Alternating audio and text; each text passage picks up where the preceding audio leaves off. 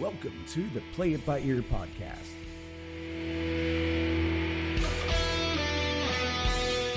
The podcast where the topics may vary because, hey, we play it by ear. And now your hosts, Eric Fiskus, Brady Liming, and Todd Griffin.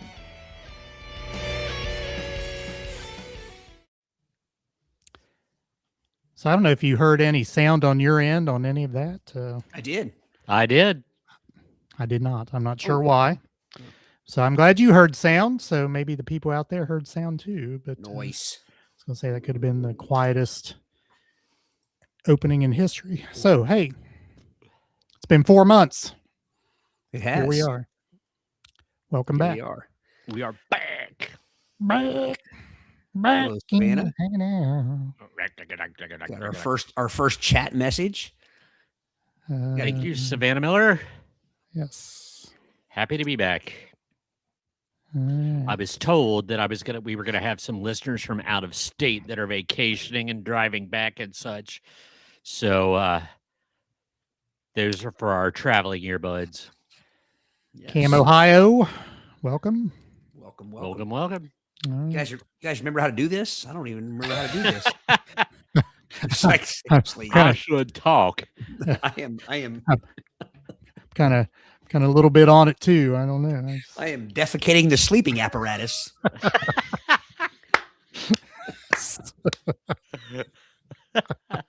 Did you just come up with that, or is that? I did actually. Yes, I was proud of it. I teed myself up and I Fecy the trundle. We could go on. spurlunk the bunk. Oh, All right. yeah. So what's been up? Lots of Everything and life. nothing. All right, I'm going to make you guys, at least one of you, gag right away. My current drink. Ah, Oh, creamy coconut. I liked it. I like Does it. it taste like coconut? There's a hint. Really, There's a hint. it hit. I would try it. I Yeah. would try it. When I tried it, I was expecting it to be much like well, when vanilla Coke came out, I've always claimed that it didn't taste like vanilla Coke. It tasted like Coke had a Yankee vanilla candle soaked in it. It tasted like a candle smelt. And that's what I was expecting with this one. That it was just a little hint of the coconut. It's understated, Yes. which is enough. I would not like too much coconut either, but it's enough. Have you Yes. tried it, or have you? I haven't. No. I said, you- I said I would try it. I usually Okay. thumb my nose at anything with cocoa nuts in it,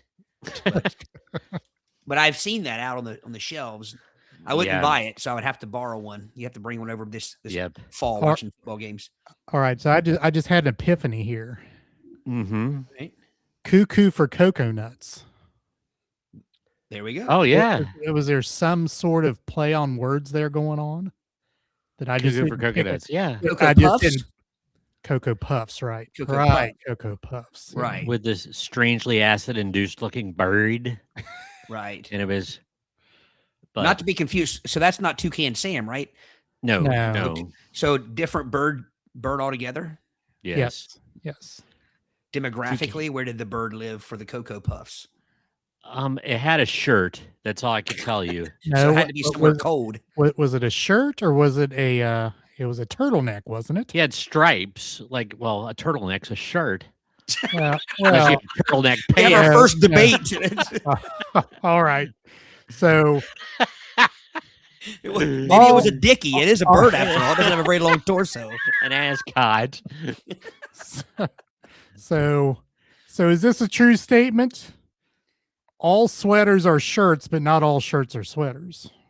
Yes. Wait a minute. Wait a minute, All sweaters are shirts, but not all shirts are sweaters. what? Absolutely. Right. That's absolutely true. Yes. Yes. Okay, so yeah, he had a shirt on. I was thinking sweater in my mind. I think the Cocoa Puff bird is a dodo bird, isn't it? Isn't it one I of don't those? know. I just remember him having a wild He's shirtless Yes. there, fellas. Now, see, that's a modern iteration. That's not the original. No, that is not the original. So Look at the 70s. Look at the OG Cocoa bird. Instead of the dodo bird, it was the cocoa bird. I thought wait he a was. minute. Thought he Did was they a also have a parrot. monkey at one time? Monkey? No. No. This says Cocoa Puff cereal mascot. Sacrilege. Pah. There he is. That's not a sweater. That's not a dickie or a turtleneck either. It's a bow tie. Well, there's something striped on his sleeves. His wings is not like that. Is he wearing an overcoat? He is. He's wearing like a dinner jacket. Because we all wear dinner jackets when we eat cereal. Yes, and when we're foul. But no, it was striped. I remembered it was striped. Oddly enough, when he drinks through a straw, he looks a little moose-like. There is some moose-like, yeah. But Joey is here Joey.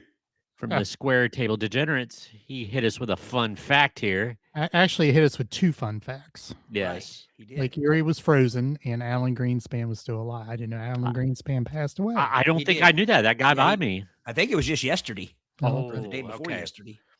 Wasn't Okay. there another political sort of figure that passed away Yeah. recently too? What's his? Yeah, it did. He Yeah, did. sorry. Maybe. By the way, Yes. Cocoa Pops was the monkey. Cocoa Pops. Yes. So Yes. so were those 2 like dueling cereals? Like Well, probably one when the stole monkey from got the mad, other? I would throw a Cocoa Pop. You know what they do. The monkey was hurling Cocoa Pops at the bird, and the bird would fly down and snatch him out of the air. Clive Davis. That's that's who. Yeah, Joey, that's correct. Clive Davis, yeah. Not political, but Yeah. by the way, I was right for once.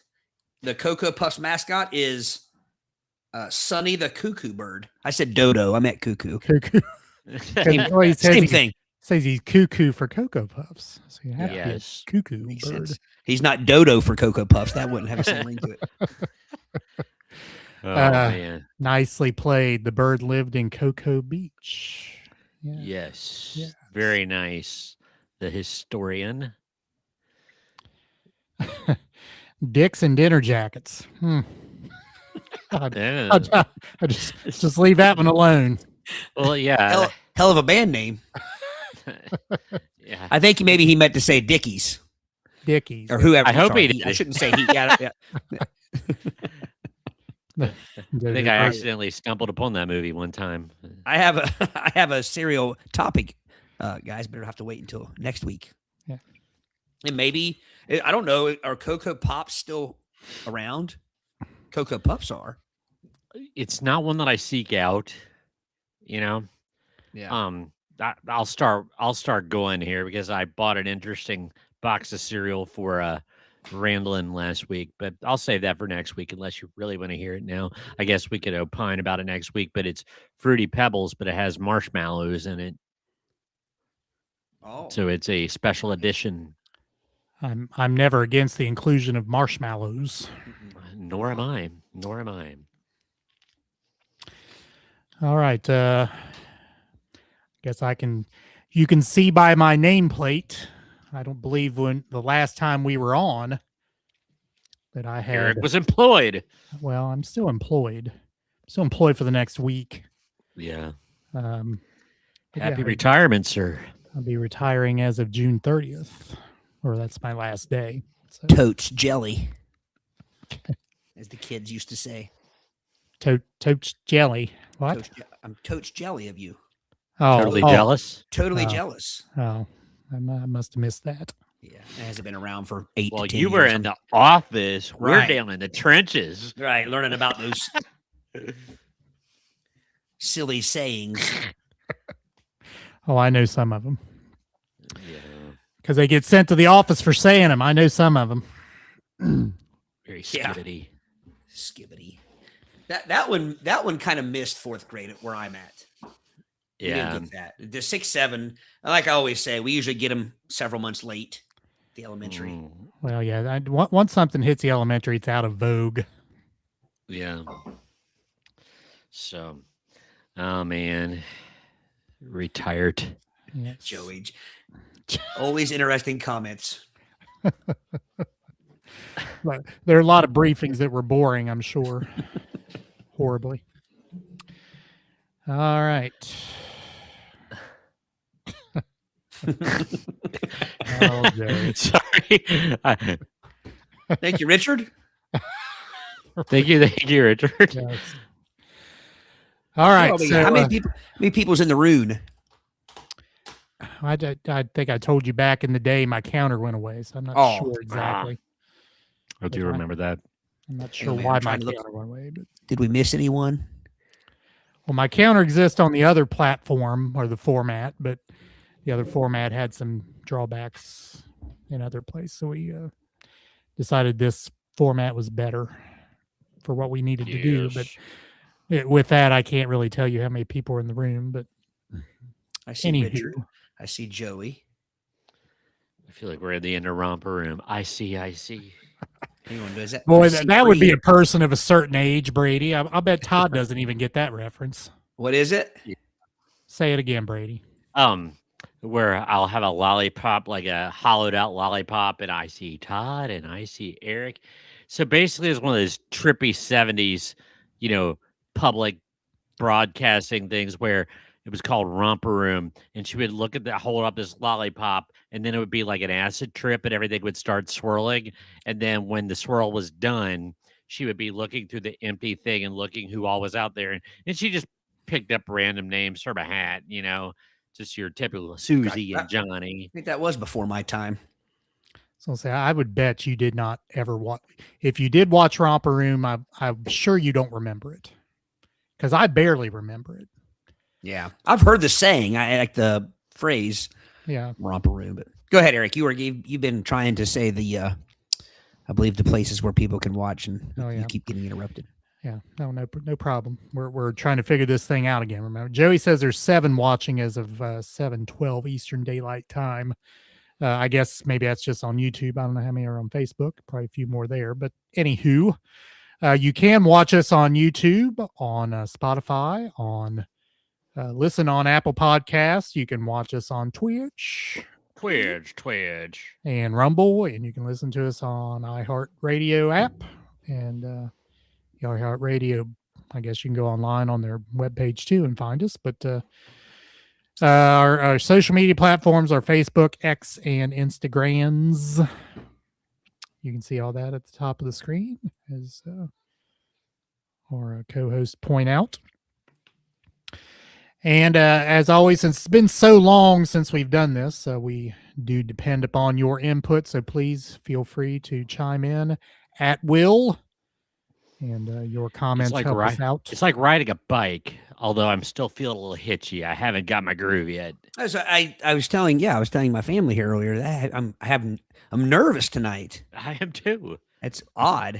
Nervous. I never get stage fright. See? I don't know if nervous is the correct word for me. Uneasy. I'm uneasy with what's going on here. But it'll all come out in the wash. Right. The wash. Whoosh. All right. Once again, if you don't know, all 3 of us will have a topic or a thing we'll do tonight. Hard telling how long we'll go since it's been 4 months. So 5 hours. Hopefully hang around. Will be the roots of podcasting. Get yourself a drink. Get yourself some food. All right. Todd, you can start us out. Brady will have the second one. We'll play a game at the end. So stick around. Todd, you're up. Okay. So my topic tonight, I'm going to combine 2 lists that I found. And as many of our topics, we've touched on things like this before. But we've never specifically hit just this, I don't believe. So I have 21 foods that have different names in the U.S. and UK, the University of Kentucky. So I think with this one, it's just going to be a matter of have we heard it referenced like this before, or maybe we even use some of these here in the United States. But the first thing we have is all-purpose flour, which is what I think we call it here. Correct. Right? So let just hold on right there. So, is there any flour that's not all-purpose? Yes. Singular purpose flour. Exclusive flour. In the UK they call it plain flour. Plain flour. Just So- plain flour. So in all seriousness here, I mean, those who are watching it, and if you all can't answer the question because I was so rudely dismissed when I said, "Is there anything other than all-purpose flour?" and you just say yes. I didn't really dismiss you because I have the answer here in front of me. Yes, ma'am. Oh, And you're right. Okay. Well, I mean, I guess you didn't say either way. No, you didn't say, but yes, that's my answer. There are different purposes for different flours. Flours. So the American moniker is actually a bit of a misnomer, as different types of flour have different applications. So you can't really use all-purpose flour for every purpose. Cake flour is finer and contains less protein, for instance, and self-rising flour includes both salt and baking powder. So there you go. There's your answer, Eric. So, cake flour, is that what we just call cake mix? Well, but there has to be something. Cake mix has the flavoring in, doesn't it? Okay. So, cake flour would be something if somebody was making it from scratch. I'm guessing we need somebody. We need Somebody somebody who to bakes. right. I am so confused right now. Yeah. Okay. So the first thing that struck me was the cake flour just sounds like where it says it has less protein. So, in other words, it's just like real life. It tastes great, but it doesn't do anything for you. Is it like the Greek gods and goddesses? Like if you want to grow plants, you pray to the god of plants. If you want to be good at wiffle ball, you pray to the goddess of wiffle ball. I mean, things like Cake that. testicles. Yeah. So you have cake flour, pie flour, cookie flour, So pizza dough flour. So I know, having been gluten-free by proxy for 18 years, I know there's gluten-free flour. Right. So I know that, but I don't know. What's that made out of? I'm not sure. Yeah, just one of those, because flour is grain by extracted from a grass of some kind. Well, it's just the old rule of thumb. If anything is called all, it's not all. It's never all. Right. Well, plus I don't think there's any arguing that it has the same ingredients. It's just, again, one of them is thinner, things like that. So Yeah. So then it goes back to who back in the day had the pretense to say, well, this is all purpose flour. apparently it was an American. There Maybe you it's go. Mr. Howell. That's who we It sounded. always goes back to Mr. Howell. That's who we sounded like when we said that. Next Oh. up, arugula, which is what I always thought the horns on an old jalopy sounds like when you hit it. Arugula. Yeah. Gotta have a coyote or a wolf type thing hanging out the side of it. Coyote. In the UK, apparently it's called rocket. So you reckon that's what the Def Leppard song is about, actually? Arugula? Isn't there a song called Rocket that they do? Is it arugula? Is that a lettuce? I honestly don't know what arugula is. So Well, it looks like this. It's green. Yeah. It says, we always struggle to spell arugula, and it would be much easier to use the British name for this leafy green, rocket. Sounds like a drug reference. I'm gonna go to the score and score some rocket. why would Def Leppard had sung about lettuce? I don't know. It just seems like something they would do and make everybody think it was about something else. Or is rocket like lettuce, and that's some euphemism for some drug or something? Could be. Could Oh be. yeah. See, we aim to educate. I do remember that. That's coming back to me. We educate people on Yes. this show. So you think maybe that's a British term for hashish? Hashish? Toot. Ask Joey. Yeah, If anybody knows, it's Joey. yeah, Joey, I think, may have an answer. It may not be the correct answer, but I'm sure he can Then come you up will with have an an answer. We may have to black it out.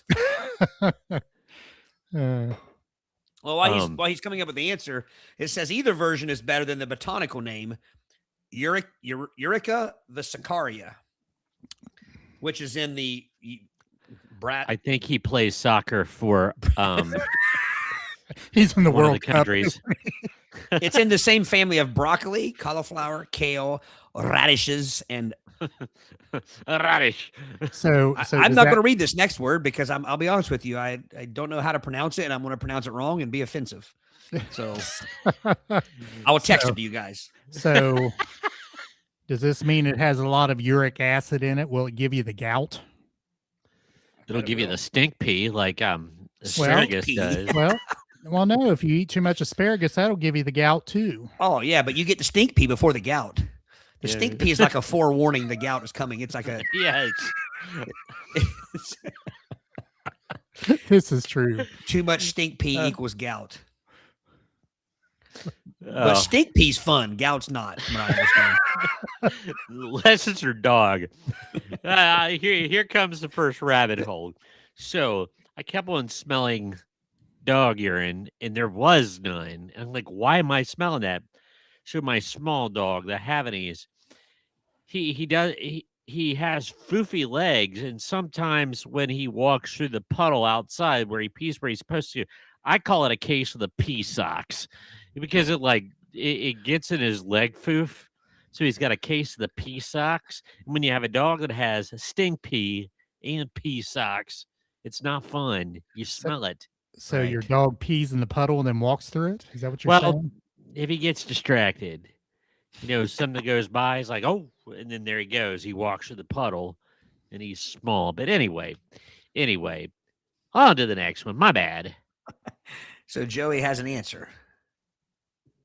Oh, So you didn't hear the question. you didn't hear the question. The question, Joey, is since arugula is a leafy plant, and in the UK they call it rocket, the Def Leppard song Rocket, is it a euphemism for the devil's lettuce? The electric lettuce. That's just something to ponder. Satan salad. We'll wait on you to report back. Right. The next one on our list, baked potato. I believe we're all fans of, all three of us are fans of baked potatoes. Yes. In the UK, this is referred to as a jacket potato. That makes sense to me. If you make them the way I make them, the way God intended, I put them in an aluminum jacket. And then when they're done, I assault them and pound them. And it keeps its guts and contents within the jacket. And then you deftly surgically cut it and poof it on the sides, and it looks like it's ready for a like a restaurant menu. Okay, so you're one of those ones that cuts the foil and leaves the Yes. foil around the tater. Yes. No, I can't do Keeps that. it together. No. That's How how you you- get. How you supposed to eat the peeling? Who eats the peeling? I do. No, So I do I. kid. I the didn't healthiest as a part. child, but And you're trying to dig around foil and it gets in your fork and it's like, and your if you teeth? do it well, Yeah. you don't have to dig around it. If you have any metal in your mouth, you don't, and you put foil up against it, bad can things cause happen. sparks. Right. Can't have that. So it says since baked potatoes are cooked with the skin still wrapped around them like a coat, this side dish is called a jacket potato in parts of the United Kingdom. In fact, some people even use the long name potato in a jacket. The most popular Wow. toppings across the pond: butter, Huh. cheese, beans, and even tuna fish. It's no wonder Oh, we you've declared never had a tuna independence. tater? No, I have not. Oh my I god! shan't. Tuna tater. That sounds like a euphemism for something. No, they're grand. They are fantastic. Oh, Ain't nothing with tuna in it grand. oh, No. gosh. I thought you liked tuna fish, Eric. Oh, absolutely not. Can't get Tuna fish. beyond the fist. Can't get beyond the stench. Gosh, man. Well, there's some less stinky than others, but like I don't know. It's a nice healthy alternative. Get some protein on your potato, some tuna, some canned chicken. but I've never had beans. The picture here, there's baked beans.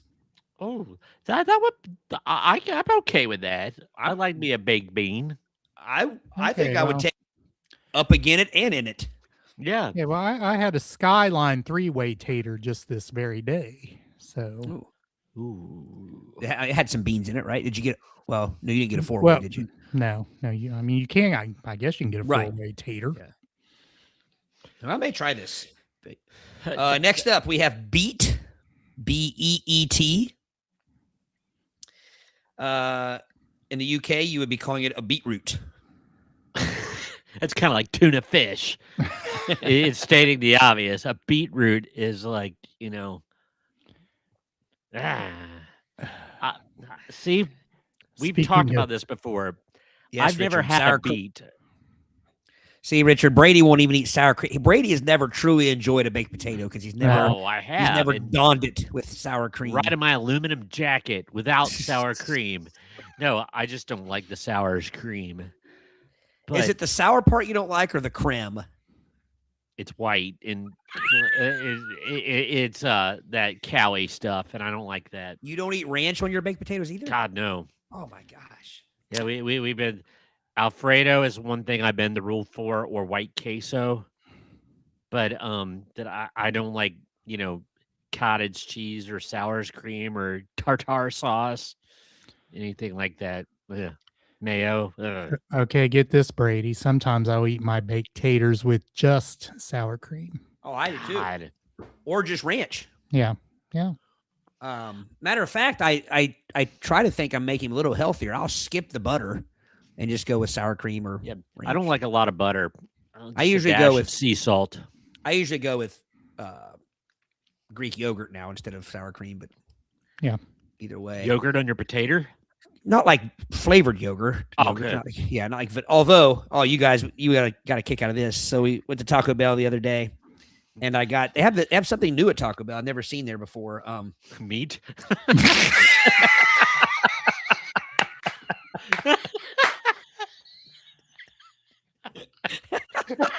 Eric is broken already. I love Taco Bell, but I'm calling it as it is. It's questionable sometimes. Meat. Nicely played. Very you. good. Thank you. Yeah. All right, it's called an enchilado. Enchilada. Enchilada. Enchilada. It is half That's enchilada? after you eat the enchilada, right? half enchilada, whatever you want to call it, and half burrito. And so I get it home, and I go to the fridge, and I get out what I thought was just plain Greek yogurt, and I put like 2 giant Dollops. spoonfuls on there. Took a bite, and I had put vanilla yogurt. And if you, I'm going to tell you what doesn't mix: vanilla, Taco Bell meat, red enchilada sauce, and cheese and tortilla shell. Does not go well together. But I didn't give up. I scraped everything off of it. Scraped everything off. I skinned this bad boy, like just down to the tortilla. No, I didn't use my teeth. And then I got every bit of evidence of vanilla Greek yogurt off of it. And then I put some real Greek yogurt on it and some more cheese back on it of my own. And it actually wasn't too bad. So You were able to get it out of the ditch, so to speak. I was not about to lose my $4.29. Richard is asking, do I drink milk? White Brady. White Lamb. But I don't know. Looking on the camera here, he's got a lot of color to it. tonight, He's so- looking a little Yeah, ruddy to somebody- me. ruddy. a little bit ruddy. Somebody said earlier that I'm the only one that appreciates the summer. There's something funky going on with my lighting. I'm not as enrougened and ruddy Yeah. as you would think. Well, I'm Irish, so I'm doing what I can. But I'm actually, plus this new computer, ever since I got it, I've talked about it many episodes. It washes me out big time. But yeah, Brady, you are very you look very sun-kissed. well, Brady. I was at the Savannah Bananas game Friday, and was in the bleacher seats, and the sun was in my face for 3 hours, even though I had some sunblock on, but yeah, but it is a little bit of an optical illusion too. I'm not quite this sun-kissed. But no, Richard, I don't enjoy drinking milk very often. Maybe some chocolate milk every now and then, but no. He hates milk so much he uses a fork in his cereal. Right. Yeah. But that is Brady's new nickname for the rest of his life, White Brady.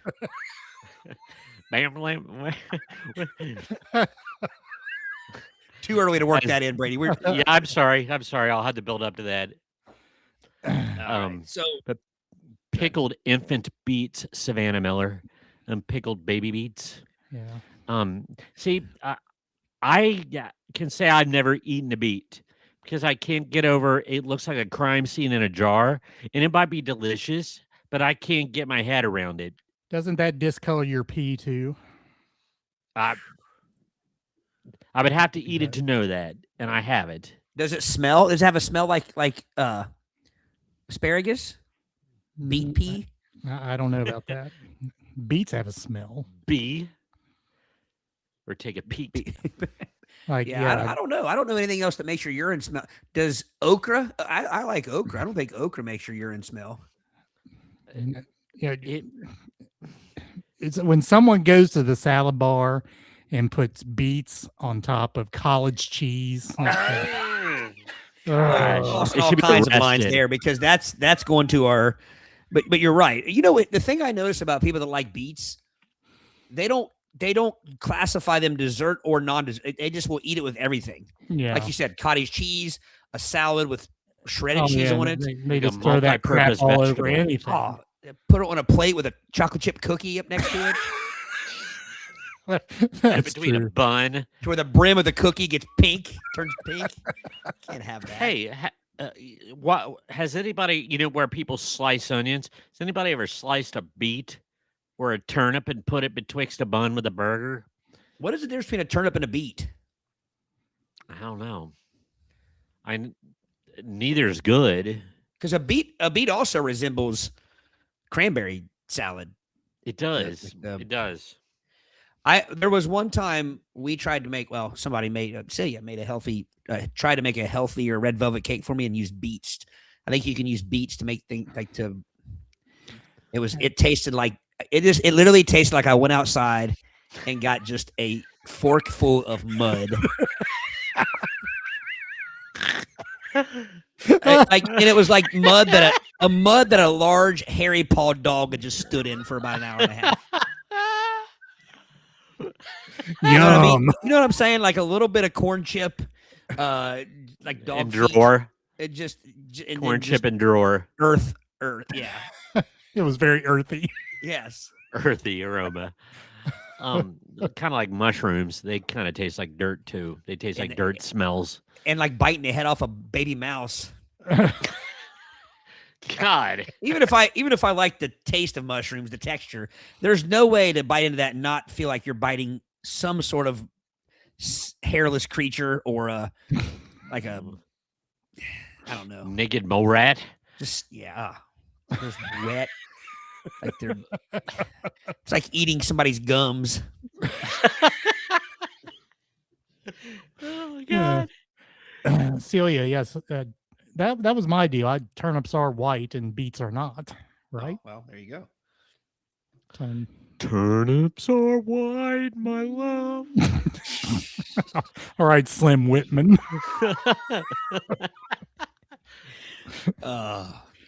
Slim Whitman, a.k.a. White Brady. White Brady. It's going to be my new rap name. This next one I think is going to get some dander up. It's going to get mine up. Candy in the United States and just sweets in the UK. Now, it goes back to the whole thing about a sweater. All candy is sweet, but all sweets aren't candy. Correct. Do you agree? Correct. Like everybody else, on Twitter, these the European folks that are visiting for the World Cup and they're enjoying Americans' culinary treasures. And I noticed the British kids talk about the sweets aisle is huge. At Bucky is in the sweets aisle at the supermarket. apparently it used to in the U.S. it was pretty common to call them sweets at one point, Mhm. but then It eventually was. candy took over. The UK they refer to sweets like chocolate, toffee, things like that. They call sweets. So here's the thing, though. I mean, if you eat, for example, this is probably coming up on your list too, I'm sure, the cookie versus biscuit thing. Mm. Biscuits in the UK are not like cookies here. Like they're not near as sweet. So, I mean, maybe they just think sweets have to be really, really sweet, Really sweet, but Yeah. wouldn't necessarily be sweet to us. right? I don't know. I mean, we still say like somebody says I have a sweet tooth. We don't say I have a candy tooth.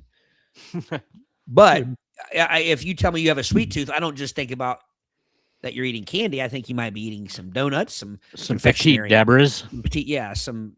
some nutty bars or nutty buddies, Hershey Kisses. Yeah. But all right, next on the list, chips French versus fries. crisps. I didn't know when to stop. Oh, Crisps. that's not Okay, where you were good. going. All right. No, So chips and So crisps. the American name is first, right? Yeah. So. Yeah. Okay. So we call them chips. They call them crisps. I had a student when I taught 5th grade at another school, and her and her mother had come from Britain, and it was like the first 3 days of school. It was my turn to have lunch duty right off the bat, and this sweet little girl comes up to me and says, "Could you tell me where I could get a bag of crisps, please?" And then I just kind of wanted to go, "Oh," because like she had that perfect Harry Potter accent. And so I just kind of knew what she was talking about. But yeah, that was my first experience with that. So It says if you're looking for a bag of chips in England, you'll want to ask for crisps. This one makes a lot of sense, as potato chips are indeed crispy. However, the real reason for the difference in terminology is that when potato chips first became popular in the UK, the term chips was already in use. French fries. But more on that later. Yeah, that's what I'm guessing. Yeah. It's like a yeah, cliffhanger. But Yes. those what are they called? Those they're not Pringly like things, but they're not true potato chips. So they're in the orange bag. Those are called crisps. Those munchies? Munchos. Munchos. Oh, I love me a Muncho. We One of my need to have favorites. I never really thought about a Muncho and a Pringle being in the same wheelhouse, but they kind of Category. are. A little bit. Well, that probably explains why I love both. I really don't care for. I mean, I'll eat them. Don't get me wrong, but just a standard potato chip is not my favorite. Not even my first go-to by any stretch. But I love me a Muncho. And I think they're similar because they're not greasy. Right. But Pringles, while not greasy, they do have a sheen on them. They That'll do. collect right there at the roof of your damn mouth and just get thicker and thicker and thicker. Munchos will have a sheen on your hands. What is the sheen? The goodness that It it's can't be healthy. probably not. Well, are Pringles and Munchos fried or are Munchos baked? Who knows nowadays? But if you eat a baked lay, Right. no sheen. No sheen. sheen.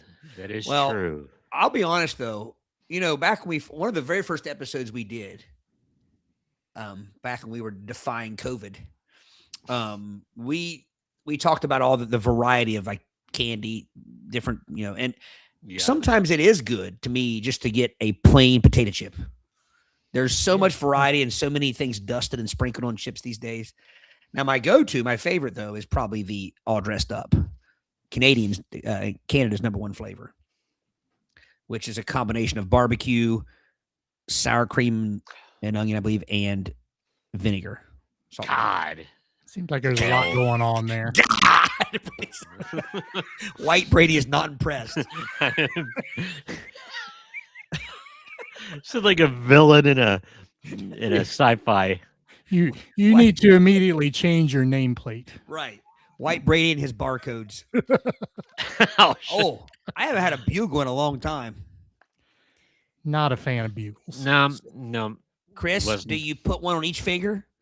Oh Give yeah, yourself of course. Give yourself witch nails. or put it on the end of your tongue, and like and be like, What do you turn yourself into when you do that? I don't know, just a tongue One of those punching poison dart bugle frogs tip or whatever. Put an eye on. Don't come up on me. All right. Continuing our list, we have another leafy green thing. Cilantro. Cilantro. And coriander. Coriander. In the U.S., coriander. In the U.S., coriander refers to a spice made of ground coriander seeds, while cilantro refers to the leaves of the coriander plant. In the U.K., they simply call both versions coriander. Okay, yeah, that's because it comes in a spice rack. The coriander, it's not one of my favorites, but I'll use it occasionally. But I did not know that cilantro is, same plant. Although genetically, have you heard about this? There's a segment of people, because of their genetic makeup, cilantro tastes like dish soap. Well, that's what I was going to say. Have we? It seemed like we've talked about that before. Yeah. Yeah. Yes, Sorry. Richard. Did you All see- that talk about So, sour cream. so maybe Richard was just making fun when he called him white Brady. Maybe so. It's stuck, though. Okay, so if I get closer into the light, I'm really not that. But okay, here's what it is. My backlighting that I'm using, I changed it to a lower wattage bulb, and it has an orange cast to it. It's not pure white light, and I think that's what it's. When it goes with the glass enclosure, it kind of magnifies it. So I think it's giving me a reddish cast when I promise I'm not. All right. Next up My on our blood list, pressure is fine. cookies and biscuits. Biscuits. And C is right. I am one of those that thinks cilantro tastes like dish soap. So this, we've talked about this before, I think. Yeah. If I can't have a ladle of gravy on it, it's not a biscuit. You can't put gravy on a cookie. You could. Well, yeah, but it would break my rule. Yeah. I've never had. I know the British biscuit. Like there's a tin of biscuits, and it's usually those shortbread, not so flavorful things. Hardtack. Yeah, yeah.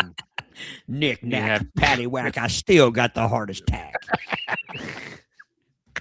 When they have tea and strumpets, but that's what I think of with as a biscuit. Like you don't have any Nestle's Toll House biscuitry. That's a cookie. And Well, it says British people call cookies biscuits, although they're usually using the term to refer to a thin, crispy type of cookie. yeah, Some folks in the UK occasionally use the term cookies for thicker, doughier versions of the baked goods, which makes sense as cookie comes from the Dutch word Adam.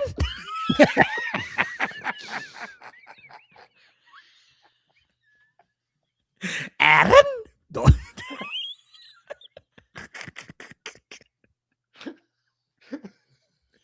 Oh, sorry. Cook, Koekje.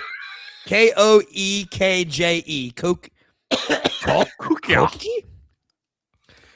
Meaning little cake. Mm-hmm. Makes sense. so is a cook a cake A cook, in a Dutch? Koekje. Koe with the Easy J there. silent. I don't speak freaky deaky Dutch. Koekje. Are there two little dots above any of those letters? Like Hagen There's actually not. Yeah. All right. I think Are you ready to have your say it? Are you ready to have every your time? mind blown? Absolutely. Cotton candy is what we call it.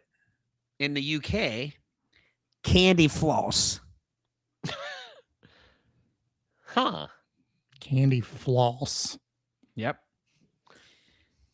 The only flossing that's bad for your teeth. Put that in betwixt your. In Australia, it's called fairy floss. So now wait a minute. The British call it candy floss. Yep. They don't call it sweet floss. Whoa, interesting. No, they don't though. Interesting. That is interesting. That's a dichotomy. But it looks nothing like floss as we think of floss. Flossy. I mean, even if they called it candy hair or like candy mound or something, Hair candy poof. We're walking up to a line there. Be careful. All right, Eric. I think this again is going to get your dander up. We call it dessert. Yeah. Encompassing, right? It encompasses lots of different confectionaries. Yes. In the UK, pudding. It's all pudding. It's all freaking pudding. Give me some pudding. No, not that pudding. I wanted the other kind of pudding. I want the round pudding with icing on it. I want that frozen pudding with sauce. It's like everyone in the South calling a pop a Coke, no matter what it is. Give me a Coke. No, the clear kind. All puddings are desserts, but not all desserts are puddings. Correct. Could you imagine how pissed you would be if you were at a... What? Okay, now wait a minute. That is not true. You can go to the barbecue place and get corn pudding, and that is not dessert. Corn puddings is not. Right, you are right. Yeah, I like corn pudding. That's a. I like corn pudding. Okay, so if it's a dessert, is a pudding. If it is a non-savory meal side dish, it has to be pronounced with the N. Bring me some corn pudding, and then I want some chocolate pudding. Right. And if somebody asks your name too much, you'd say, "My name's Pudding-tane." Ask me again, I'll tell you the same. You don't say, "My name is Dessert-tane." Pudding.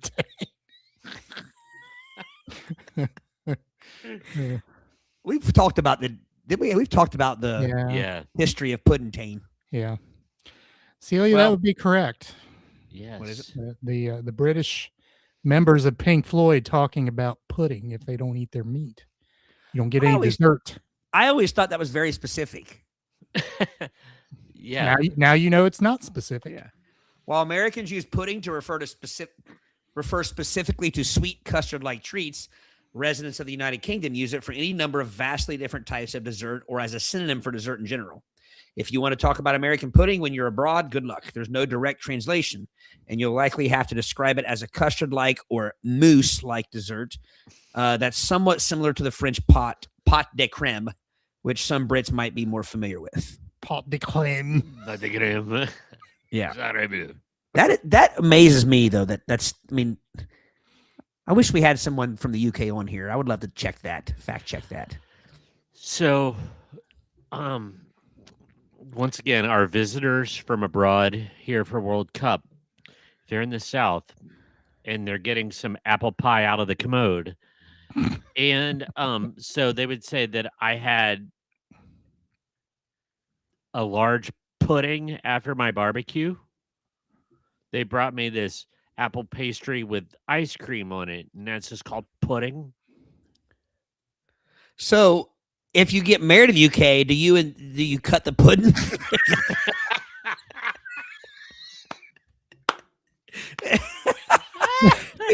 That's after the reception. Yeah.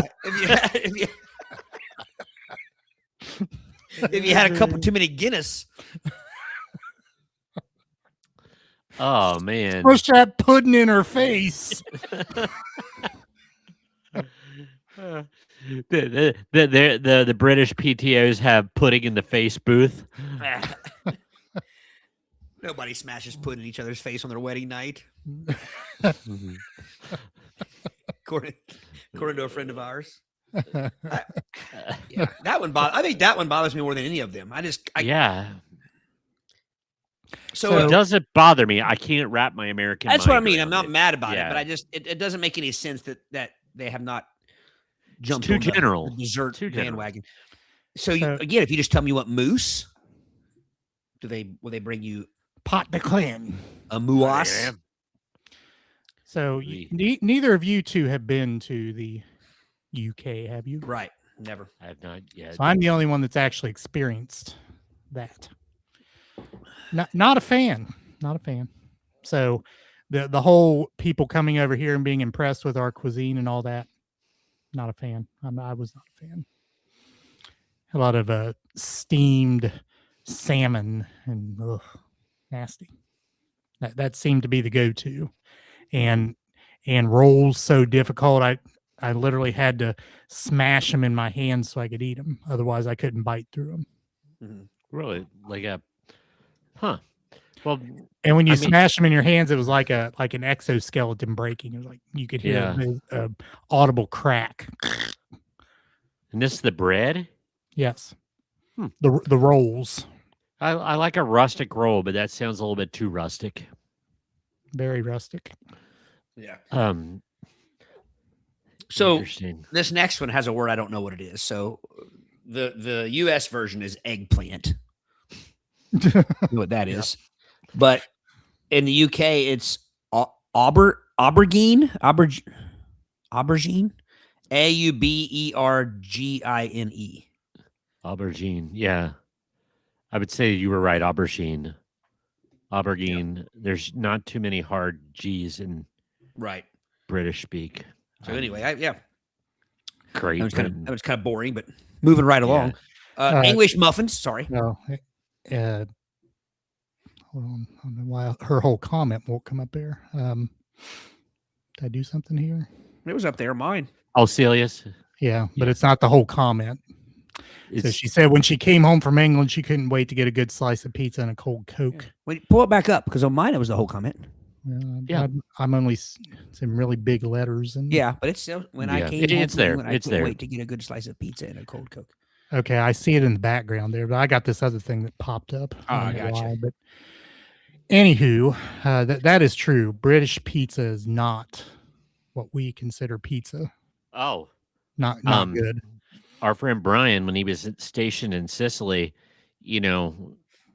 Italy, and it's totally different. Like, not as impressive or rich. Yeah, and no beverages are cold over there. So yes, of course that's part of what we're hearing in the news now from the people that are visiting here, that ice is everywhere.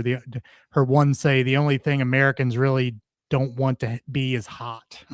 You got air conditioning everywhere. You got ice in your drinks. This is true. This is true. All right. Next up, we have English muffins and the American. Yep. And crumpets. Oh, tea and crumpets. It says here's a shocker: English muffins are not called muffins in England. Interesting. Yeah. It's coined as a way to describe an American interpretation of a British crumpet, which is a small, round, griddled, and porous bread that has a spongy texture.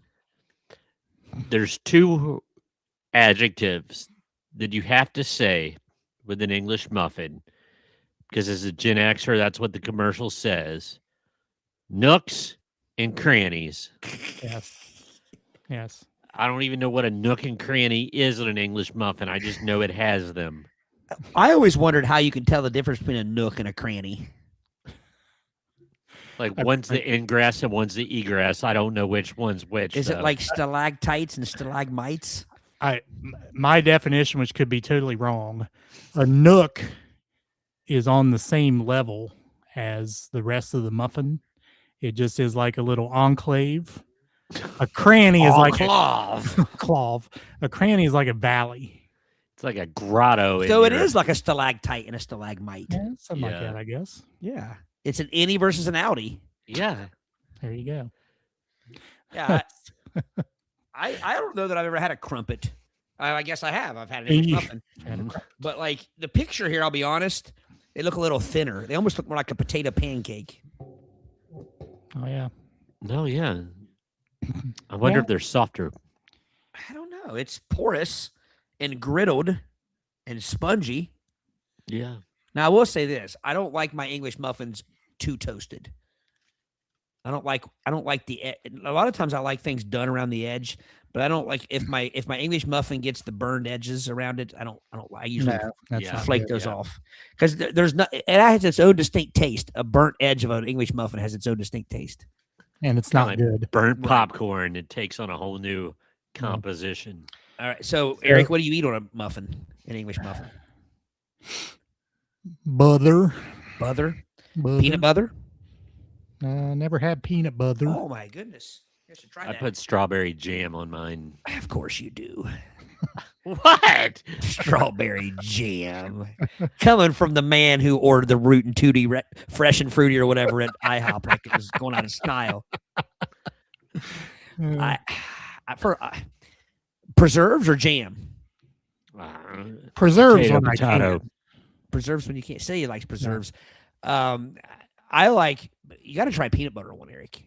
It works well with the porousness. Porousness. Yeah, I'm down with also porosity. Cream cheese. That'd be good. That'd be good. And I like cream cheese and everything bagel season or everything. Yeah, is that everything bagel seasoning? That's good. So Celia said they ordered a supreme pizza at Pizza Hut over in England, and they put Gairn on it. Oh, Gairn, I like mean, greened Gairn, street Gairn, just straight Gairn, probably. Yeah, Colonel Gairn, red Gairn. Was it buttered Gairn? Maize.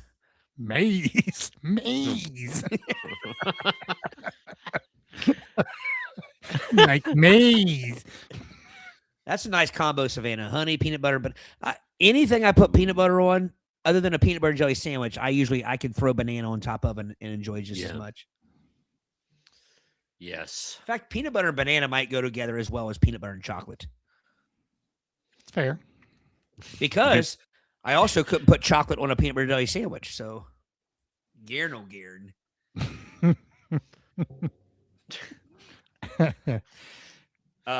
Fava beans.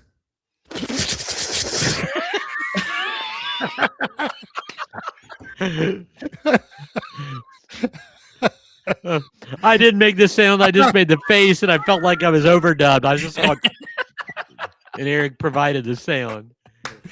I did as well. I think we all did it at the exact same time. How did that take you by surprise? You had to know that was coming. Fava beans in the U.S., broad beans in the U.K. Broad beans? Broad. Hey, broad. Not to be confused with dame beans.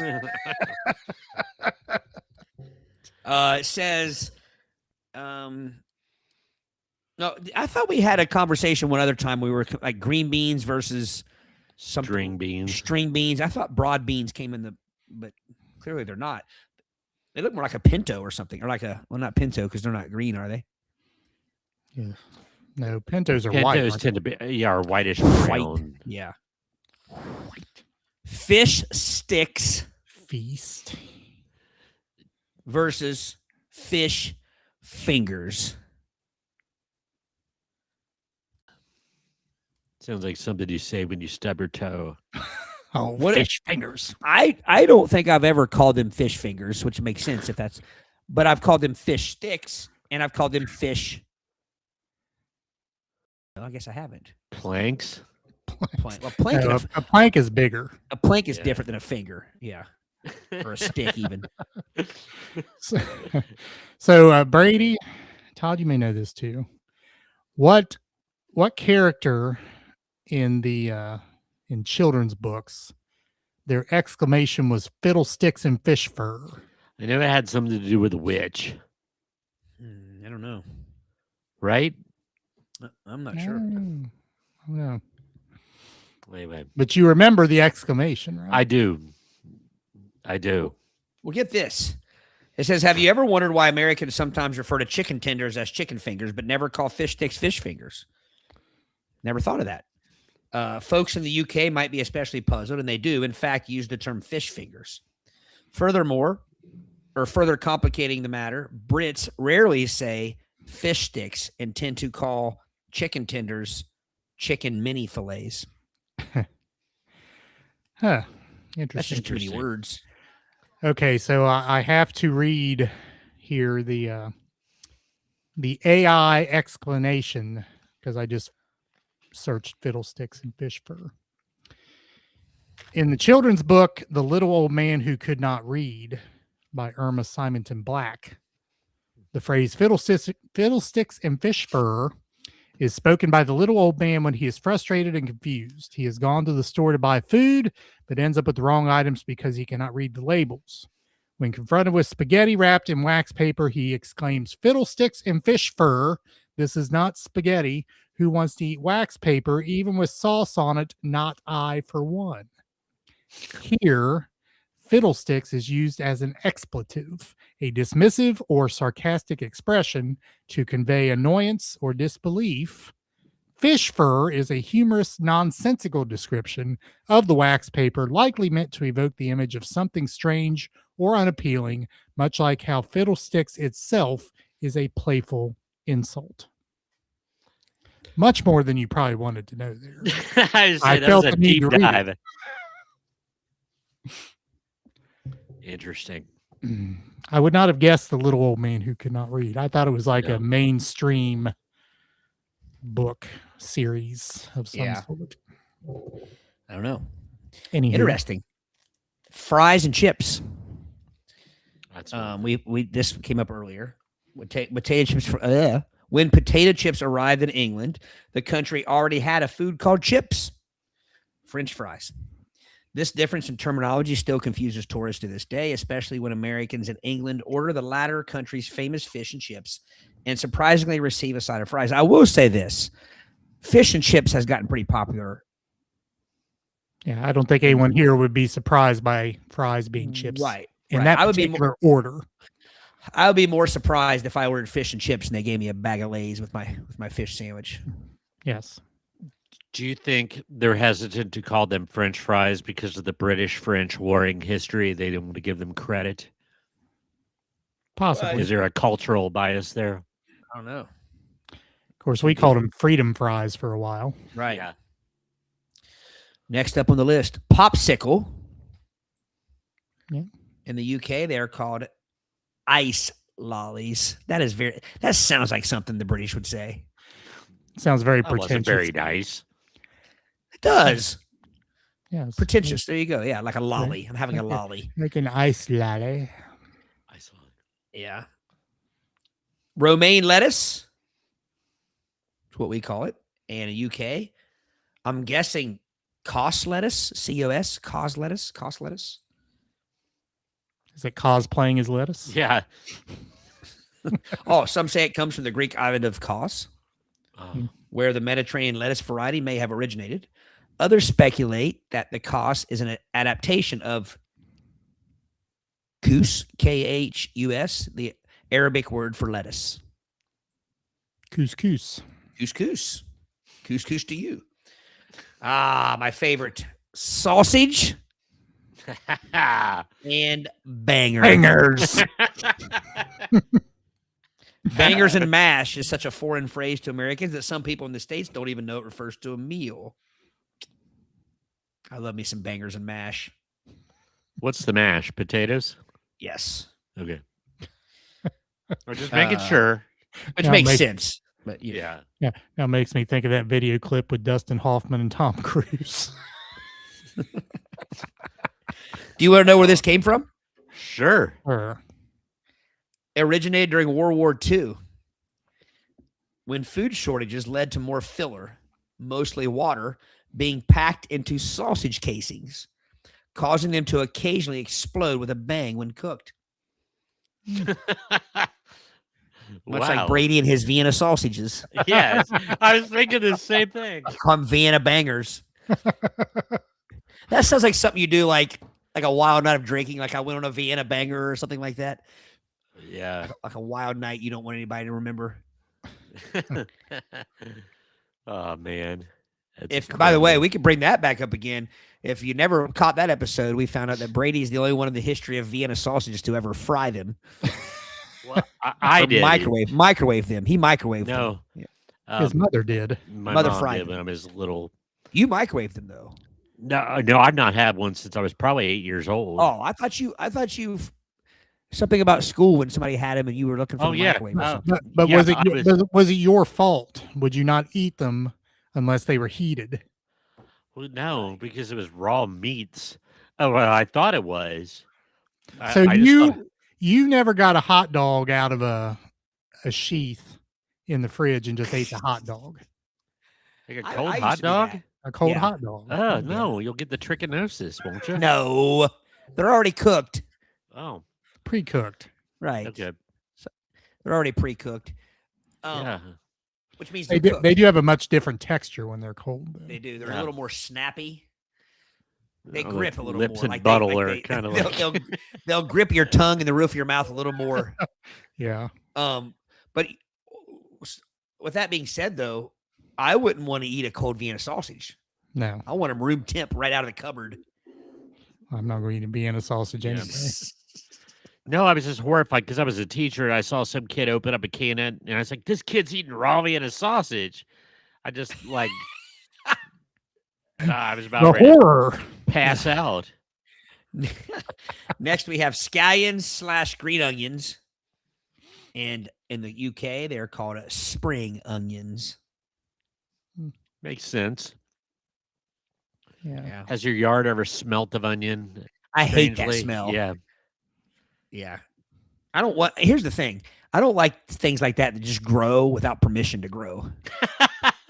You know what I mean? Like if you plant something that grows fine, but I've never planted onions in my life. Why do I have onions in places in my yard? So Richard asked if we've had milk toast. I Oh, it's honestly don't know what milk toast is. We I just it's know it spelled as with a the QUE. yeah, Yeah. we just know it with a MILQUE toast. QUE as a synonym for boring. Boring. Yeah. Yes. Uninspiring. Milk toast. Which makes sense because honestly, if I had milk toast, I'm not saying what's good or bad, but it's kind of a boring combination of foods. Yeah. Savannah asked or said they have pre-wrapped sausages, but not pre-wrapped bacon. Because people don't want to unwrap to get to the bacon. They want to. There's some pre-packaged, pre-cooked bacon. Oh yeah. But Here's the Yeah. deal, though. We have a lot of like seafood they stuff. Like you can have like crab stuffed shrimp, shrimp stuffed crab, flounder stuffed with crab, stuff like that. Why can't we have bacon? What was I saying? not sure. What was I talking Not about? sure where that was going. Stuffed. Yeah. Why couldn't we have bacon stuffed sausage? That's true. So, but it can't cross the sea to land continuum. Like you can't have bacon stuffed crab, and it has to all be aquatic, Right. and it has to be land dwelling. So you can stuff crab in shrimp, and you can stuff shrimp in crab. Yeah, I've had crab stuffed shrimp and shrimp stuffed crab, and I've had flounder with stuff with crab. I've had all kinds of yeah. Is it Let's look it crab up or here. imitation crab? Let's look it up here. Seafood stuff. Well, no, seafood stuffing's altogether different. Either way, yeah, I've seen it on lots of restaurant menus, like seafood restaurant menus, which makes sense. I mean, you can just open up the whatever it is and just stuff it full of Stuff things. it. Yeah, Yeah. Stuff it. but you'd also could open up a sausage skin and throw some bacon in there. Good. Sausage and bacon are the same meat, though. True. True. You would need like, well, there's a lot of recipes that have beef and sausage mixed. Yeah. Next up on our list, shrimp Shrimp. and prawns. Prawns. What's See, that? I thought prawns were crayfish. No. Is a crayfish a crawdad? Yes. Yes. Like when you go to Louisiana, like Cajun food, it's well, A mud bug? crawfish, crayfish, crawfish, crawdad, patriarchal craw. But Is it stuck in your crawl? Stuck in your cray?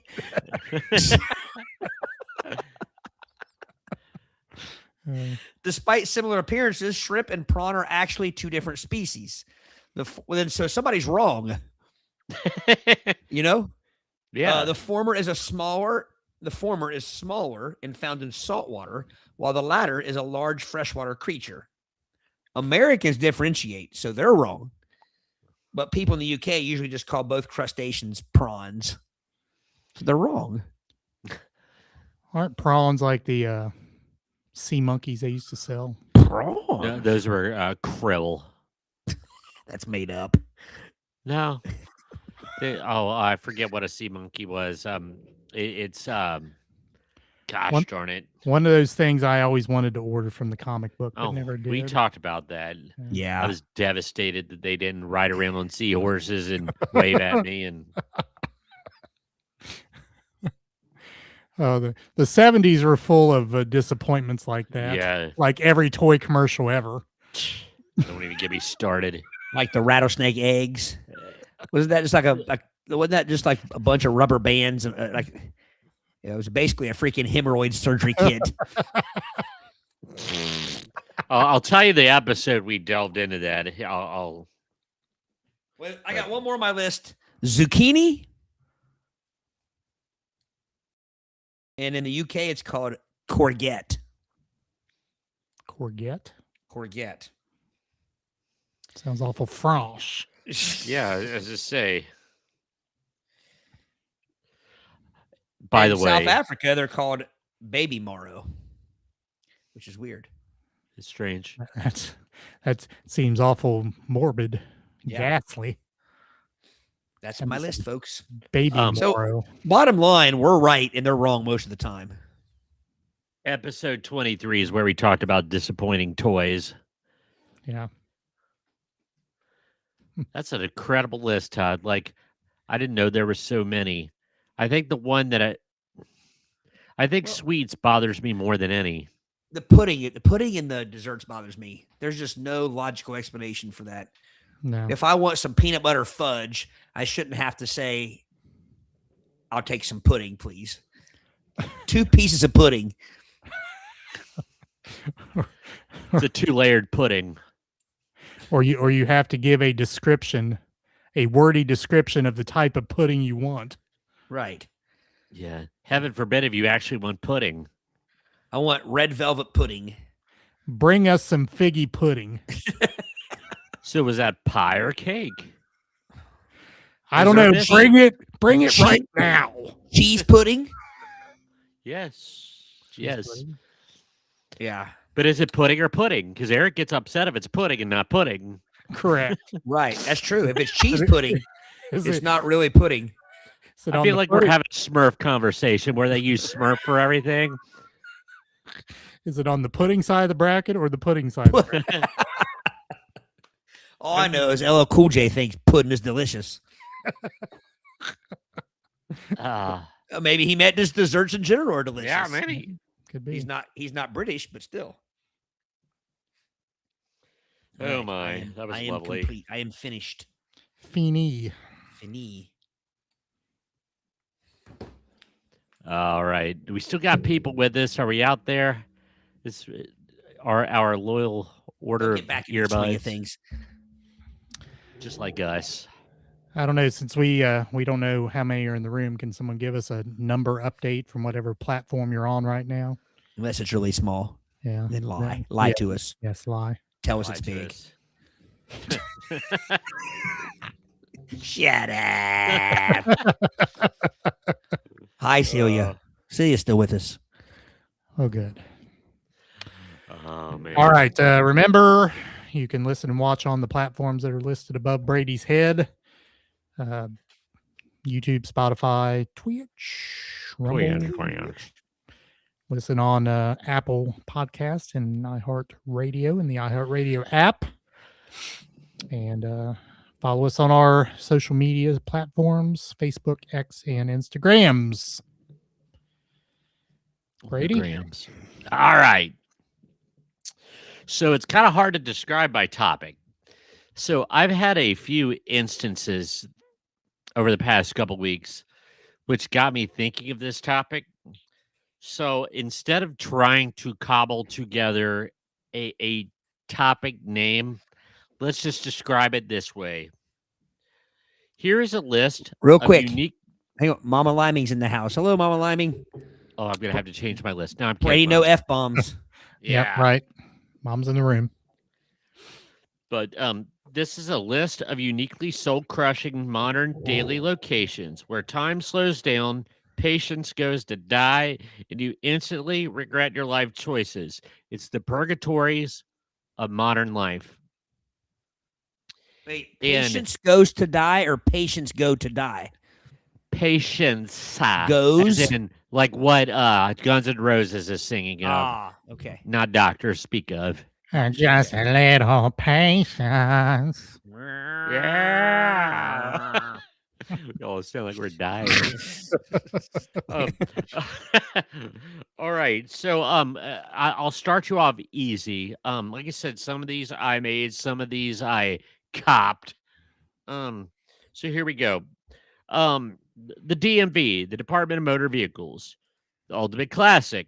Fluorescent lighting, plastic chairs that are uncomfortable, a ticket number, in 20 minutes it feels like 20 hours. And you're sometimes treated to different attitudes and aromas in the DMV. And not all of it is pleasant. Somebody's usually upset. Now, I will go on record. I think it's gotten better. It's gotten much The better. DMV of our Ute, let's just say sometimes they were a little salty. Well, For let's no be honest. reason. It was the same three people that worked there for 73 years when we were growing up. Yeah. No offense to them. I would be pissed No. too if I were there to deal with people for 73 You know, years. it's like, excuse me, you picked up that pen with your right hand and not your left. Take a step back, please. Right. Yeah, And, you're on like, camera. Yeah. But it's gotten way better and much friendlier. But but that you're there with that. There's ultimately that person that doesn't know what they're doing and they should know what they're doing.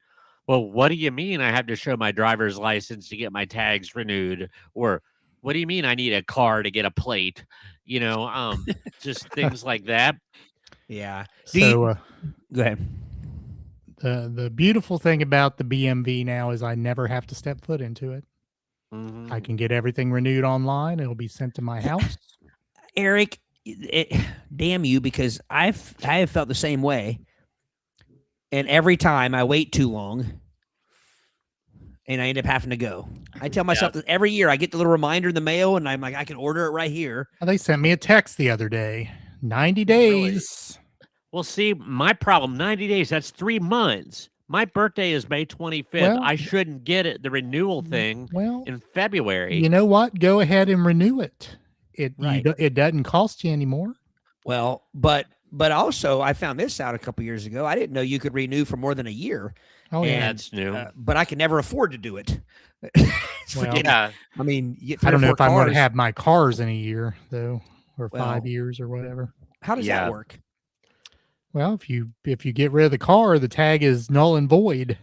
Yep. There's no sort of refund system if you sell it, or You can't Nope. put it on your new one either. That's why No. I, heaven forbid I hit a deer or a porpoise or something, and then, then you're just sunk. yeah. Say is right. We did have a pretty good experience there the other day, and we found this out. So 2 of our cars are in my name and one's in hers, and so we both signed in. But then she signed in first, and she got called back there first, and they told her that in the future we don't have to both sign in; we can just go together. And I didn't know that. So Interesting. So is someone who's standing there in line not going to get pissed when you two go up together? I don't know. Hey. I'll flip him the bird Yes. as I'm walking into the room. All right. I always wonder why they don't make those places bigger. They're always so tiny. Yeah. And then Brown. go ahead. I was to say Brown County's new one is larger. It's I went there sizable now. yes. Ryan and I were there the other day, and I didn't even know it was there. By the way, my GPS took me to the not the old location, but weren't they at one time moved to the other municipal buildings and all that, or over there, kind of close to the school? No, That's where my GPS took me when I put in BMV, and I thought that's where they moved. The title office was maybe over there. Yeah, right, maybe so. But because see, the old place shut down years ago, and I thought it moved over there. But anyway, so when I got there, matter of fact, I'm pretty sure they were there because I'm pretty sure she said they're no longer here. They're now over across, like by Hamer, close to Hamer there. Yeah. And I think that's pretty new. That area there is. That's the old MRDD building. Yeah, that's okay. Here's another purgatory unpleasant spot in a car dealership, the finance and insurance office. Gosh, if you're getting a new vehicle, you are going to be there 6 hours. Yeah, there's no sense in it either. And that's if you walk into the place and say, I want that car right there. We're not negotiating. Whatever the price says, here is the cash money in this briefcase. And you'll still be there 8 years. Yes, correct. You'll still be there. Maybe someone in the room can explain. I don't know if any people listening have ever sold cars and tell us why that is the case. I don't know. But like the last time, like Eric, when you had to drive me to Indianapolis when I got my current vehicle, it was all done and taken care of. All I had to do was and that we were still there 3 hours plus hours. Yes. I tell you what, I'm going to live my life with the confidence of Kenny Enlow getting his license renewed. Look at that. 8 years. I got mine renewed that long too. Really? Mine doesn't expire till 2030. Oh, okay. License. I was thinking not the tag. Okay. Yeah, the license. Yeah. So Kenny, you don't get your tags that long, do you? I don't think you can get. I think you can get them up to 5 years. But okay, that's where my confusion lies. I'm sorry. Yeah, because I thought the tags. Do they put I think it's green this year or green or red? So it'll say, 530 on it. Yeah. Man. I got him 3 one time. What? I did it for 3 one time. You can do. I thought you said 3. You did it for free. As no, shit, man. No shit. Celia, that is correct. The first BMV I remember was the shack-like dump that it was across from the old pool in Georgetown. Yeah. Then it moved to a larger shack-like dump over, I think the old the John Deere dealership used to be over there. But what I need somebody to tell me is, did it go from there to the municipal court, that area where all those buildings are? I don't think it did, because I drove to the wrong. Last year was the first time I've been in the new place, and I was not. I was at the old John Deere place previously. Right. So, but I'm still, because again, the other day I put in BMV Brown County, and it took me right to the municipal buildings, and they had to tell me that they were over at the other place. So I think Brown County has done the Highland County thing. I think the title office and the BMV are in the same place now. Yeah. Where's the watchdog when you need him? Damn it! Can't be sending us all over Brown County. That's coming up later. Lightly. We say that in jest. Watchdog, don't come after us. No, we don't. We're just good old Brown County boys. That's all we ever be. Not hot nothing. All right, Yosemite Sam. I say we're not hot nothing. I had to match my old mud flaps for my Ford Ranger when I had it in the 90s. Back off. Hey, speaking of pistols. The car dealership, I forgot about it. I didn't. Yes, here's you spend 3 hours picking a car. Now you're trapped in a small windowless room while somebody aggressively tries to sell you 10-year fabric protection, confusing series of spreadsheets, plastic protection, Naugahyde protection, window protection, warranties for the fuzz underneath the seat. So if you Naugahyde get rid has of your always been one of my fuzz, you can favorite get new words. fuzz. Fuzz. haven't heard the Here term come the fuzz. Gotta run from Here the come- fuzz. Exactly. I heard that since 1978. Now you will have a hard time finding people that respect law enforcement as much. We are law enforcement respecting people. Yes. Does that offend them to be called the fuzz? It is funny. It sounds so. I mean, I think if I was a police officer, I'd want to be called the fuzz because it's so less, than the popo or the federale. So here comes the fuzz. But is it short for something? Or are they the fuzzy wuzzies? The fuzzarales. What is the basis of that? The fuzzy wuzzy federales? But Yeah, I would like to ask someone, if you are a police officer, if you listen to us and you work in law enforcement, what is more offensive? Fuzz, the whole bacon thing, like or the what's the whole donut the donut meme. yeah.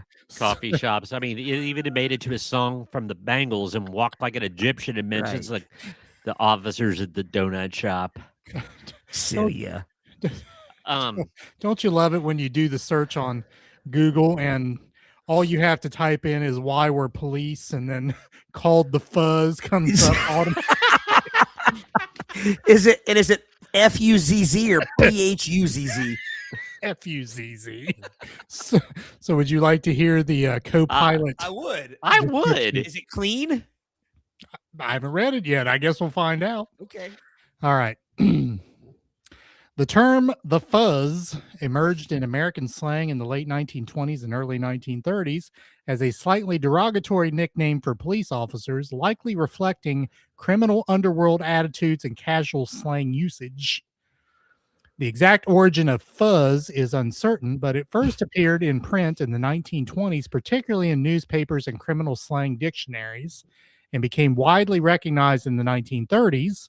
One theory suggests it derives from the word fuss, implying that police were overly particular or fussy about minor matters, which is a common perception among criminals and rebellious youth.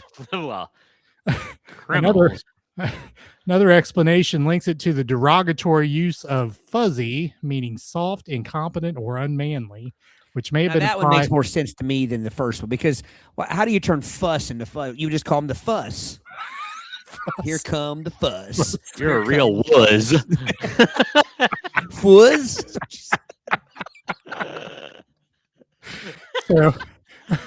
So this may have been applied to officers in a contemptuous way. Some alternative, less likely theories include connections to fuzzy uniforms or hats worn by early police officers, or even the static noise on early police radios, but these are largely speculative. Linguists generally agree that the term gained traction through word of mouth in informal communities, particularly among those on the wrong side of the law, and later spread into broader popular culture, including the 1960s counterculture. The fuzz was never the official term for police, but served as a casual, slightly disrespectful nickname, similar to other slang like cops, pigs, or the heat. Its usage reflects both the playful creativity of slang and the social tensions between law enforcement and certain communities in the early 20th century. In summary, the police were called the fuzz because the term arose as a slang expression of contempt or irreverence, likely rooted in the idea of fussiness or incompetence, and became popular in American criminal and youth culture before entering wider informal usage. I think if you look at the text if you look at the text I sent you, I think that's the better explanation. Do you agree? Yes. I didn't get one. I hope I said There it right is. person. Okay. Oh, yeah. All right. Okay. So back to the purgatory-like situations. You're in this store, and an intoxicated, irate idiot walks in the store, shouting, mumbling, and causing a fuss. Not a fuzz. You're uncomfortable. I catch what I did there. But like, they're intoxicated, irate, something wrong, and they just walk in the door and they start causing a scene. So he was causing a fuss, and they had to call the fuzz. Yes. And you're stuck in line. This happened to me twice. And one time I thought, like, me and the other person in line, we thought we were going to have to, I don't know what we would have done, but intervene in case the teenage girl that was, checking us out of the, was going to be accosted, just like screaming. And like, it's usually these two instances, it was over like a coupon not being, well, this was $1.75 and it's supposed to be $1.45, and then they just push. So Which is annoying. the fallout of that is that you're stuck in line. People behind you go to another line. They get through before you do, and you can't go anywhere. Well, in this case, it was a bottleneck. Nobody was going anywhere because Mr. Mouth is monopolizing. Nice alliteration. Thank you, in a major way. But yeah, and then one of them kind of started out. I'm just standing there, and they got to railing about how I've never seen this person in my life. Said that I suspended their child, which I didn't. I'm a teacher. I don't even know who this person's child was, nor did I result in anybody's suspension. They were just like lashing out, took my parking spot and I suspended my kid, and and just like, what is going on? And it was ridiculous. And it under the influence. Yes, we're just unnecessarily angry and shouting. So, you guys ever been in one of those situations at like a restaurant line or a store where somebody just gets to blowing up and you're just kind of stuck? Yeah. Yep, I have. It's hard for me to. It's hard for anybody, I'm sure, but it's hard. It's hard, like you said. It's not hard not to intervene. Yeah, It's hard not to just use logic with them and just explain how stupid they look, or just chirp at them. Had people blowing up at me and been stuck. So, yeah, that's happened too. All right. How about the doctor's office exam room? You've left the lobby. You're in the room where you're going to be seen, and you're there for like 45 or 50 minutes, and you're sitting on the crinkly paper in bad cases. So every time you move, it sounds like you're open up a bag of chips or something. And then after waiting 45 or 50 minutes, now thankfully this has not happened to me in a long time. But everybody's been there where you're stuck in there. We have to be there 15 minutes early, but doctors never have to be on time. Right. Now, I give them grace because they could be working with somebody that's, I'm there for a checkup, and then somebody could be having gangrene of the jejunum or something. And but still, it's a long near the time gooch.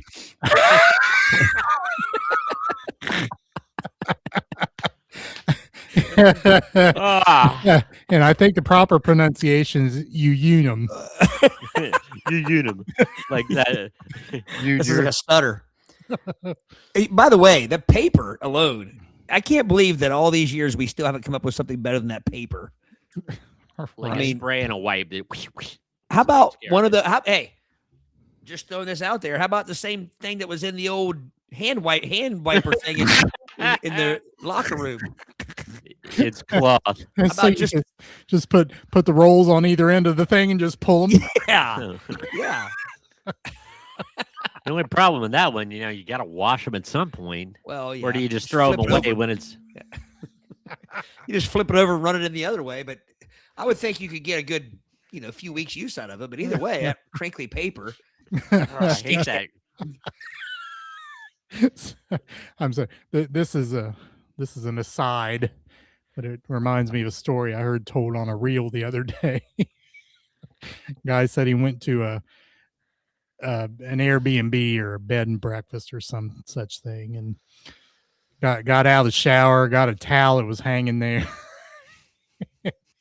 put it up to his face, and had a brown spot on it. Oh yeah, the dookie towel. The dookie towel. Yes, visibly smelled, or visibly smelled. Visibly smelled. That's bad. Although I think I get it. Yeah. It smelled so bad it was visible. Yeah. Celia says, try being a lady and have to sit on the paper and be given a paper. What's with the paper? I mean, do these doctors' offices not make enough money where they can provide something that's a little bit better than just your average? Well, you don't have to launder paper. That's Right? true. That is true. You dispose of it. You don't have to wash anything. And Savannah says, my one doctor uses large paper towel consistency pads. That would be better. A little bit of brawny. Brawny. Or So Celia, it's no better being a gentleman and having to sit on that paper either with a paper blanket to cover yourself. Of course, I guess you have different things going on as far as examinations than we do, probably. Well, not probably, definitely, but I get what you're getting at there. Okay. This one. All right. The highway traffic jam with no exit for 5 miles. You can see the brake lights stretching into the oblivion, and you just drank a large iced coffee or had a large meal, and intestinal distress is sitting in. Sorry, Brady. Real quick, Brady, read the text I sent you and then reread that, please. Don't read the text. Don't read the text out loud, but reread the.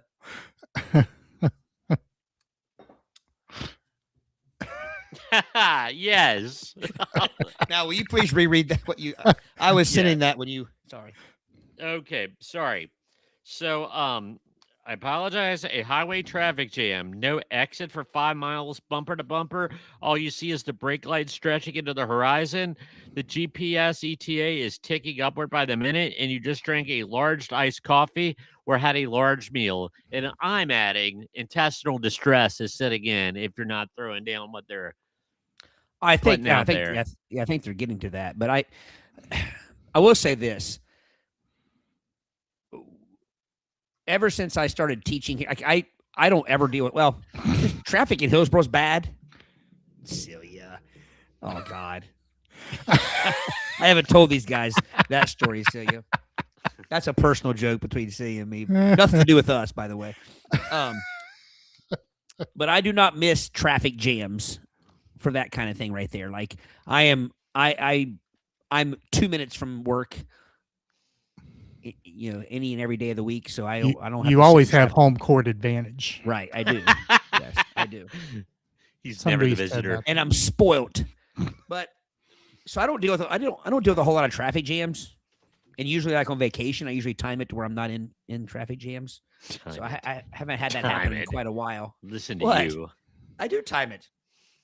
You don't ever want to be driving near any major city around 4:00 when you're traveling. Oh, okay. I thought you were like intestinal timing. No, I know I can travel from here to here. 49. What are you talking about? I don't have that. You've got a digital colon. You know what? Wait till next year. You think it's bad now? So between 49 and 50, it's going to change. Oh yeah, it will. Once you hit 50, nah. I don't think your system down there knows a year's difference. Oh, it must. It's like tree rings. It's an undeniable. Yeah. I explain 50 like everything that used to go fast goes slow, and everything used to go slow goes fast. It's a picture painted. Richard's got a point there. You can just do that. Just go that route. So, speaking of that, I guess Olivia Rodrigo had a complaint about some of her fans that wear adult diapers at her concerts because they want to get down front and stay there. And not have to go to the restroom. And she says, I've smelt it that they have their adult And diapers. she knows who dealt it then. Well, someone down there dealt it. And then people start talking about like when you go to the Times Square New Year's Eve thing and you get there at 11 a.m. and you're there all day and you don't want to leave because you're right up front. And no. Yeah, I'm skipping the Dick Clark. There is no place I would rather not be. Right. Exactly. Somebody could say, here's your airline ticket. Here's your hotel. Here's guaranteed entry. And I would say, keep it. Right. And the thing is, I detest crowds more than I ever have now, but there is no age that I would ever have wanted to be there. No, I hear it's miserable. It should be on this list. Now I can remember wanting to get like up close for concerts and stuff, but not once did I ever think, hey, I want to get up close and never ever go to the bathroom. You know what I mean? Like you just go to the bathroom. Like I'm gonna get a Huggy and I'm gonna mark out my spot here up against the stage. I don't know. It's like going to the EBM fireworks. I went once to say I've gone, but I will never go back. But also, by the way, who said that? Olivia Rodrigo, who I've never heard of in my life. Oh, Olivia. She's a big deal. So I hear. Yeah. Yeah. I get that. I mean, my point stands that I told you guys the story the other day. A concert my daughter's going to in November.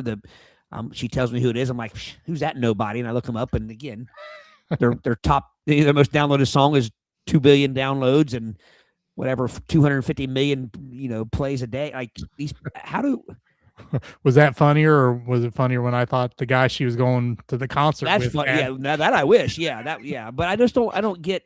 And I'm sorry, Brady says she's a big deal, but she can't be that. She's not that big of a deal if I've never heard of her, right? I only knew her because she was on commercials. I'm like, who's that? Right. I mean, so she's an actress first, and now she's become a singer. That I don't know. I just know she's a singer. But that's, the first one that got me was this the Boone guy, not Daniel Boone, the other Boone guy. Brett Boone. Brett, is it? No, Aaron he's a Boone? baseball player. Bob Boone. Who's the Boone guy? No, Pat Boone. It's not.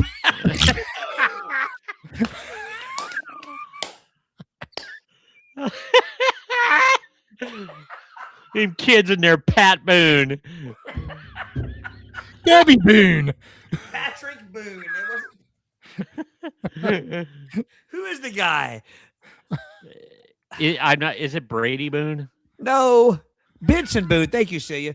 So I hear this Benson Boone guy. I'm like, who in the hell is Benson Boone? I look him up again. I have no idea who Benson Boone is. Hundreds of millions of, selling out arenas, and it snuck on it. It snuck up on us. Like we were still seeing bands of our day like sell out, and then all of a sudden, next thing you know, there's just no name, and it makes me wonder. Sorry, Brady, to hijack your post here, but at one time, did that same thing happen with the bands that we liked? Like, did it? I don't think so. I don't think people snuck up like they do now. Guns N' Roses came this close to blowing up like that because they were on the Aerosmith tour as kind of a new thing, and then Welcome to the Jungle blew up, and when it did, Aerosmith wanted them off the tour because people were there to see them, and they wiped the stage with them, and so they came really close to blowing up because their album But I guess because MTV's not a thing anymore. There's no videos. I don't listen to radio much anymore. So I guess when I hear about somebody like this Benson Boone, and I'll be honest with you, I've watched some footage. He's very talented. Actually, he is. Is very good. But like, it's just how you go from and then when you hear him, you're like, well, who's this nobody? And then next thing you know, you see him, and I think Spotify's a little bit of a outlier, though. You know what I mean? Because I guarantee you, Benson Boone has more downloads than like freaking Led Zeppelin or something. But you know what I mean? That's different. Like you can't. Yeah. You got the record sales and stuff back in the day. But anyway, it just struck me as odd. Celia, she is going to see a guy. His name's Somber or something. SOMBR. 20 years old. Are you serious, Bill Sigler? You know who Benson Boone is, and I don't. I don't know if you were serious about the Pat Boone, Eric, but I hope you were. I'm just throwing Boone names out there. I don't know. Because you just like cleared the floor. You're like, no. Pat Boone. Keep in mind, Pat Boone. We would mention Pat Boone in the same breath as Perry Como in coolness. Do you remember when Pat Boone did that metal album? Yeah. And he was there wearing a dog collar. Is he still alive? Yeah, I believe that. I don't know. I don't. Not Debbie sure. Boone. Okay, so here's another hellish place. The bagging area, the self checkout, and then you remove it. You're scanning it, and all of a sudden, please wait for an attendant For nothing. and it beeps. Yeah, that's what I hate. and like there was nothing wrong. I scanned grapes. And then all of a sudden the big old light comes on like you're doing something wrong. Well, here's what gets me. It used to do that, and I understood some of the reasons it did it. But now, let's say I scan two, let's say I have I don't know, a bag of Hershey bars. Yeah. And I scan them twice accidentally, and I go and remove item. I got to wait now for somebody to come and look at it. Yes, that happened to me just a few days ago. Don't give me the option to remove my own item when you're going to come over and double check whether I remove the item correctly or not. So, and here's the problem with all this. They're forcing you into that situation because they won't open up enough lanes with real cashiers. That's the whole problem. Yeah. Yeah. And by the way, welcome to my friend Bill Sigler. I kind of called you out there, Bill, but welcome. Hey, Bill. Welcome. Yeah, Okay. that's gotten worse. Again, things that you don't need. I don't need somebody to come over to tell me I took one item off. It's like, I don't understand. Just leave the option out and make me call for somebody if that's what you're going to have to do. If that's what I have to do. Yeah. Or what was it? I was getting Sudafed. No, I forget what I was getting. Some over-the-counter medication. Well, that's a whole other thing, right? They lock up the Sudafed, don't they? Well, this has probably been about 7 or 8 years ago, and I got carded. Like it started whooping at me, and then they came and checked my ID. So whoop. That's what I was referring to. But okay, here's one that doesn't need a lot of discussion, but an elevator that stops on every single floor. You're on the second floor of a 24-story building trying to get to the lobby, and every single button is lit up like a Christmas tree. Elevators in general, I'm not comfortable in them. You're thinking of Andre the Giant, aren't you, Eric? I am. I have a mini panic attack anytime I use elevators anymore. None of them seem to act right. I had a slightly scary elevator incident at the Reds game last year with the kid, and it like got stuck. I felt like it dropped and the door wouldn't open. We were stuck there for a minute, and it was I was like 30 seconds from hitting the emergency button when it finally, that's how long it was. It wasn't me panicking. It was like, okay, this isn't working. Yeah. Then there was the freshman year at Ohio State where somebody dropped a deuce and got drunk and passed out, and he went up and down on the elevator for like 6 hours overnight and pooped in it, and it still stank. Yeah. It was awful. My dorm was a peach. I don't know whether your dorm was Sodom or Gomorrah, but one of them. So Bill made another comment. His wife told him who Benson Boone was. Now that I believe. I could see why your wife would notice Benson Boone having looked at his image. Okay.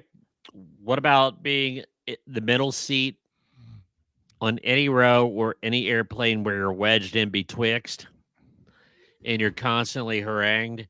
You're tucked in like a burrito.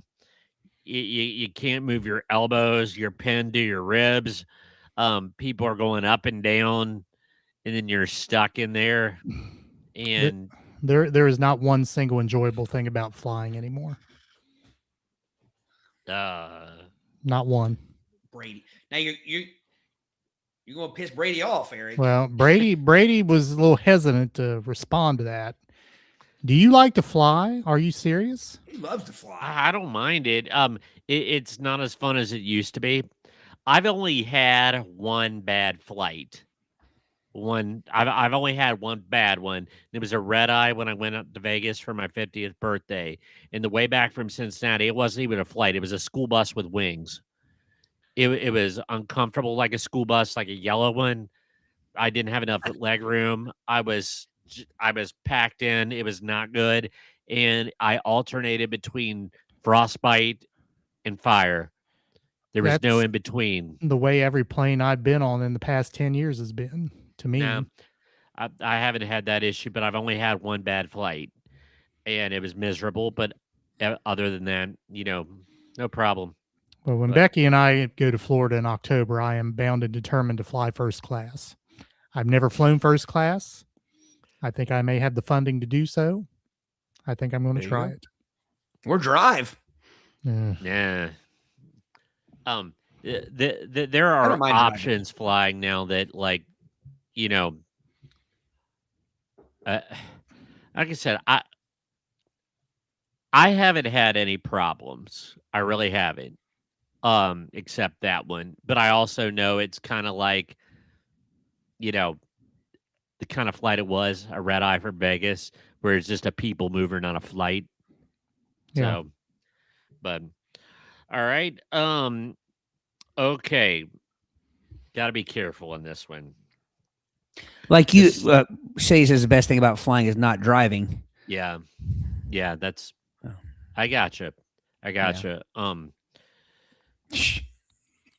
You drive so much, say on vacations. Well, I don't know if you're like me. I don't let anyone else drive. I am kind of that way. I'm driving. Well, on vacations, I actually don't mind. Like, say it drives home from every show, every band show, but like on vacations, I don't. I just like to do it. I mean, All right.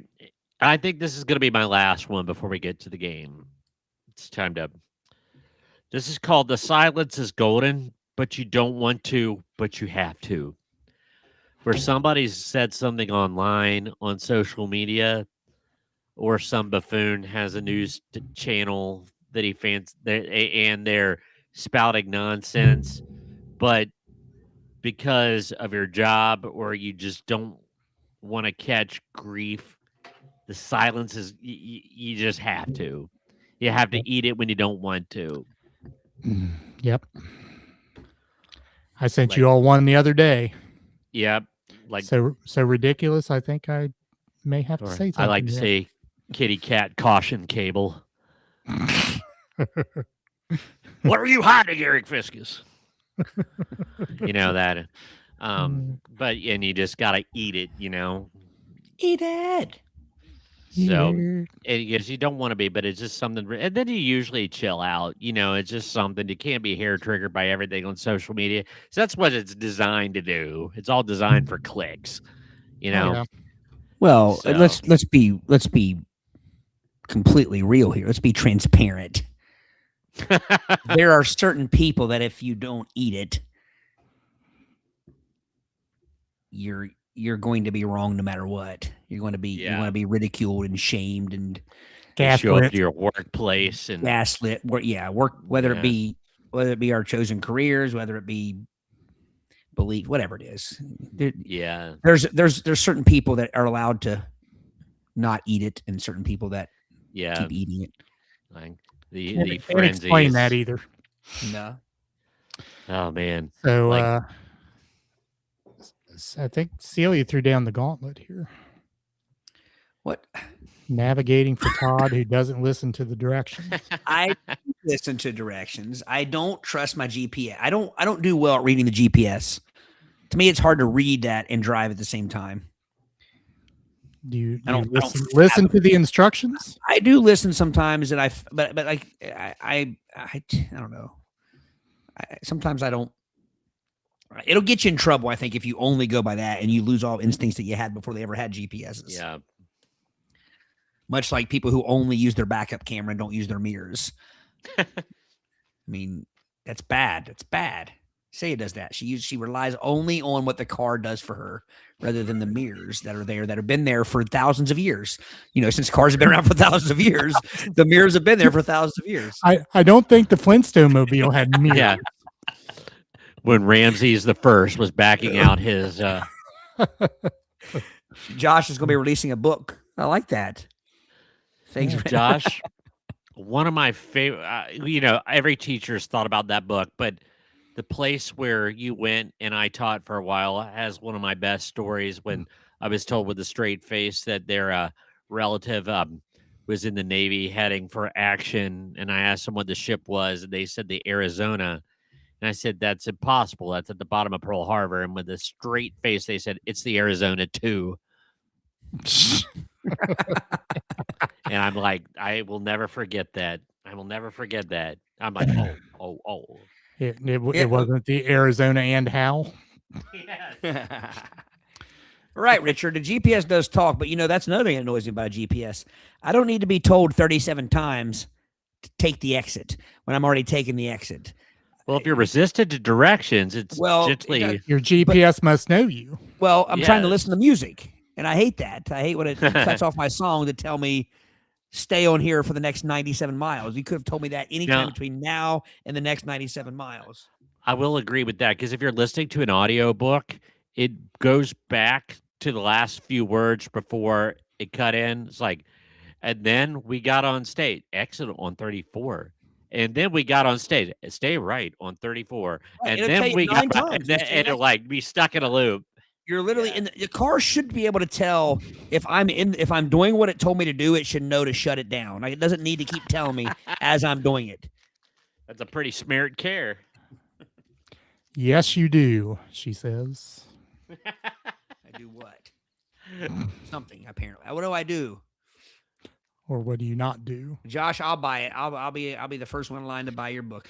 But couldn't I always think about that. Like Brady said, a lot of us in education could write books. Well, Or make Josh, come a week from now or so, I could just do a verbal book and just talk about audiobook. just all the things that I can say about my job. That's true. Do you have an NDA? No. Because if you do, kitty cat cable caution will come and get you. No, I do not. I've not signed anything like that. You need the GPS to tell you multiple times, she said. Well, right. Oh, I needed to tell me before I start doing it, but once I'm doing it, I need to shut it down. If I'm going right already, I don't need to hear 9 times go right, stay right, take a right. It says go right. Yeah. Are you not listening? Right. Ooh, that is true, Eric. Eric, you got to be careful though once that happens because you can't smoke Brady and I out. You know what I mean? That's true. That's true. That's true. I would never do that to you. They'll come after us. I said, I was joking. It's like, did you cut the tag off that pillow when you were 7 years old? If you did, what else are you hiding? Brady, you're probably not too far behind, are you? I could go out after next year, but I'm not. Yeah. I'm padding the parachute a little bit. Retire, rahar. Is that a euphemism? Padding the parachute? Retire, rahar. Retire, rahar. Yeah, I'll never get a retire, rahar. All right. We ready for this game? We are. Hang on. We got to get our Brady. You have your juice box? I do. Brady got your juice box. Todd, you got your lollipop on. My lolly. I don't have my. I don't have my Lolly, juice lolly. box. Get your adverbs Adverbs here. Shoot. Oh, it wasn't on your list. A bus and a lorry. Oh yeah. I guess we were just talking about food, though, weren't we? A torch and a flashlight. Yeah. An apartment and a flat. Why did you just sniff the jar? I wanted to see if I could smell the jar. Like, wasn't that one of the the names of an album on Spinal Tap? Smell the jar. Smell the glove. Oh, smell the glove. Does it have an odorific emanation? It doesn't. It's odd. I hope the taste Is is it still there. grappe? Do you have the Cobus? No, sir. Covis. Shout out up to Pete Fiskus The after this Covis. Father's Day. Cobus. He called it the Covis. He did. Got Cobus.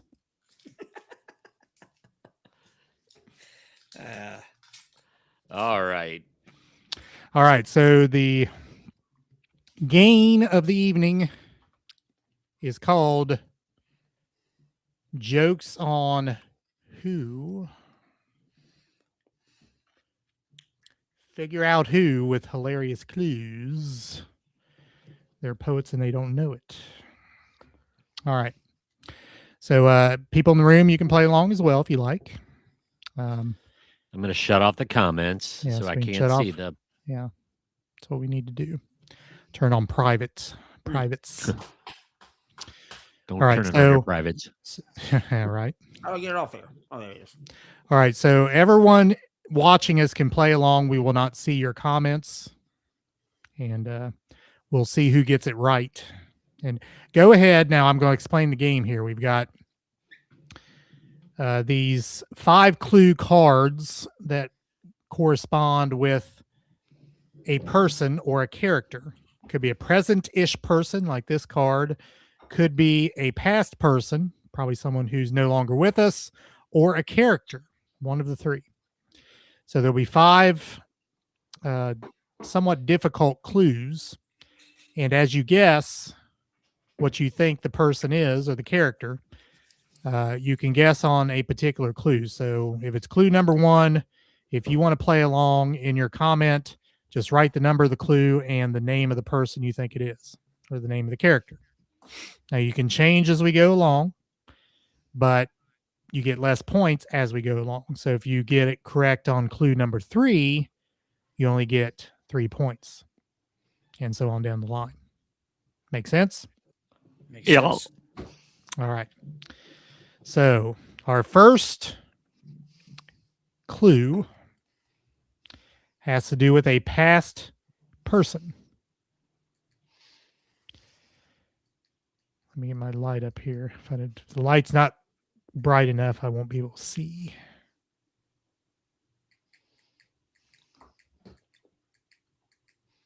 We got brighter. You're illuminated now. And end up washing myself out so I can actually see. But okay.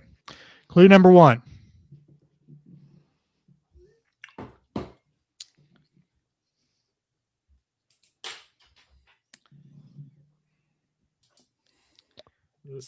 It's in this sheath, and I can't read the top line. Skinner back, Eric. Skinner back.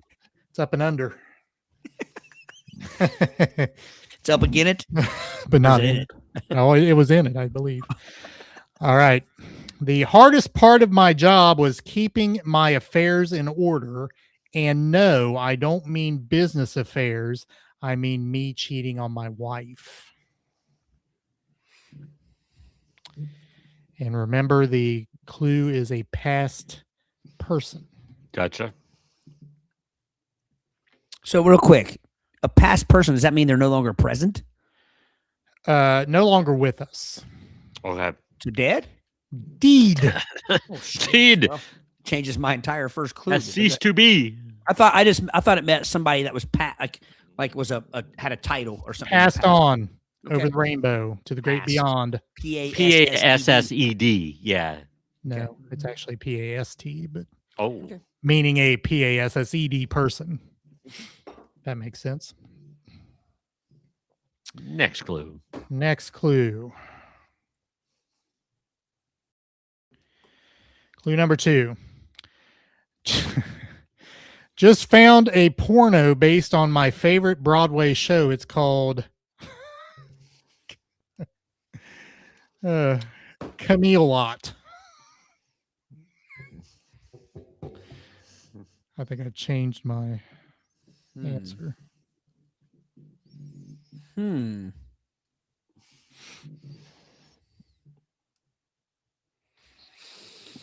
Okay. Do we have to have a No. pick for each clue? Okay. No, you don't have to. You'd stick with one until you figure out another one. Clue number 3. People have been telling me to get into modeling for years. Well, I finally got my head shot. Oh my God. Ooh, I think I know now. I definitely know now. Yeah. Yeah. Clue number 4. I never know what to do when people sing happy birthday to me. It's like, here's this blonde bombshell serenading me, and all I can think about is what to do with my hands.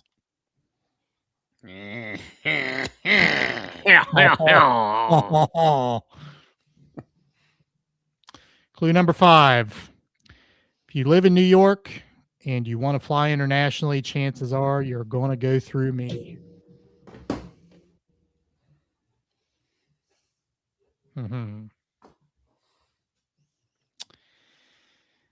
All right. Todd. My first clue, I picked Bill Clinton until I realized that's why I didn't know if it was somebody that are alive. But after that, let me find it here. Every clue after that, after the second, was JFK. All right. So you got it on clue number 2. No, I'm sorry. I have to be honest. I didn't have anything on clue number 2, so clue number 3. Okay. Brady. I named that tune in 1. Oh, you got it on the first one? That's impressive. Yes, I did. That is impressive. Check his deck. Check his deck of cards on that one. Check my what? Deck.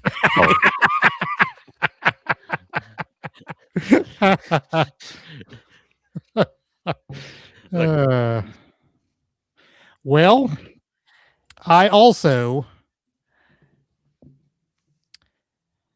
3. Yeah. started out with Mickey Rooney, went to Mickey Richard Rooney. Harris. Richard Harris. Camelot. Oh.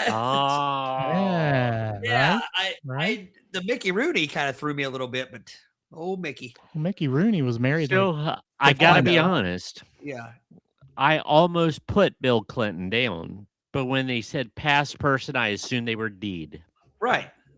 So See, I wrote mine down before I asked that. I should have asked that first. oh hey, what is it? First 1 to 10? We didn't really set a limit, but 10 works. That won't, Okay. but I mean, Or you want to go 15? I was going to. I mean, Let's go Brady 15. already has 5. It's In case I'm on a hot streak. Hat streak. All right. Our next. real quick before we start, We need to look at the chat to see. Yeah, if I did anyone else pull is it up playing after we did along. the. All right, Savannah. That looks like everyone. Wow. Bill's wife said Kennedy on number 1. Nice. Savannah said Kennedy on number 2. So if you were keeping score amongst yourselves, Say you had are you taking your wife's score too, Bill? Are you both going to be sitting at 5 points? Savannah would have 4. Brady gets one more ride, he wins. Yep.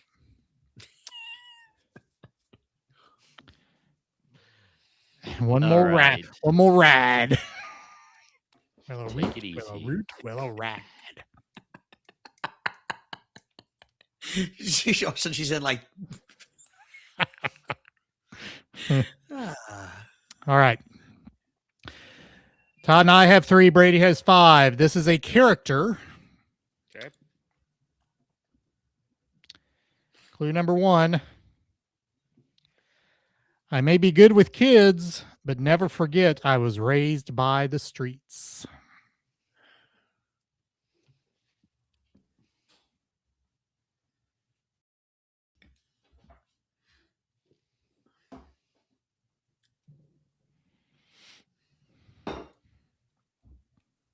I think I got it. We should be able to just stop and guess right now. Well, we can't. Kyle King rule. Well, no one else can get points if you do I it know. that way. I know.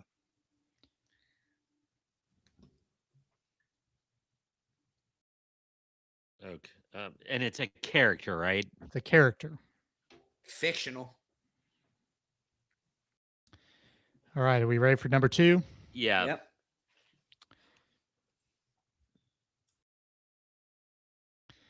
Me like talking about myself in third person. He. Okay, I was wrong.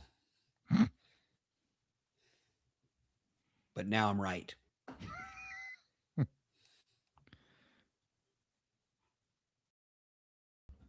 all over but the crying. Oh man.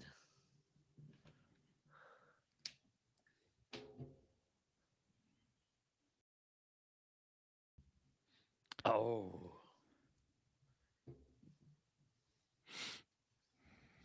Man, I'm flailing here. There will not be a skunk. There will be no pulpus. You're not getting ridden? No. Number 3. Pulpus.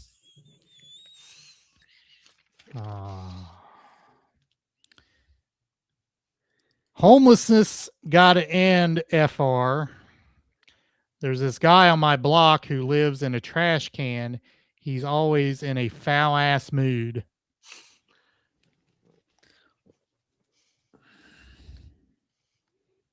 I'm gonna get easy from here. Yep.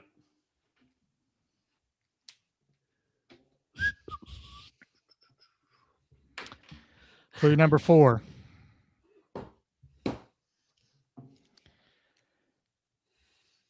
Rocco the Rock.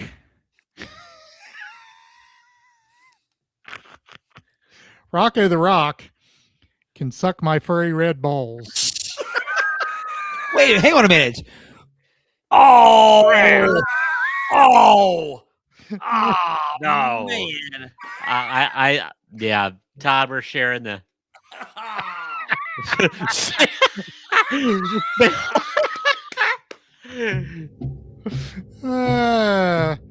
Oh, okay.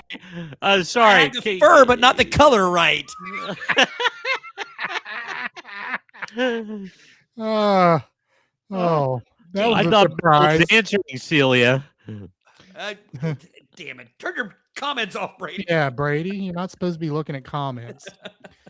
It buzzed in. Does your Clue, I'm not looking. I'm not looking. Here we go. clue Turn it number off again. 5. Clue number Okay. 5. Man.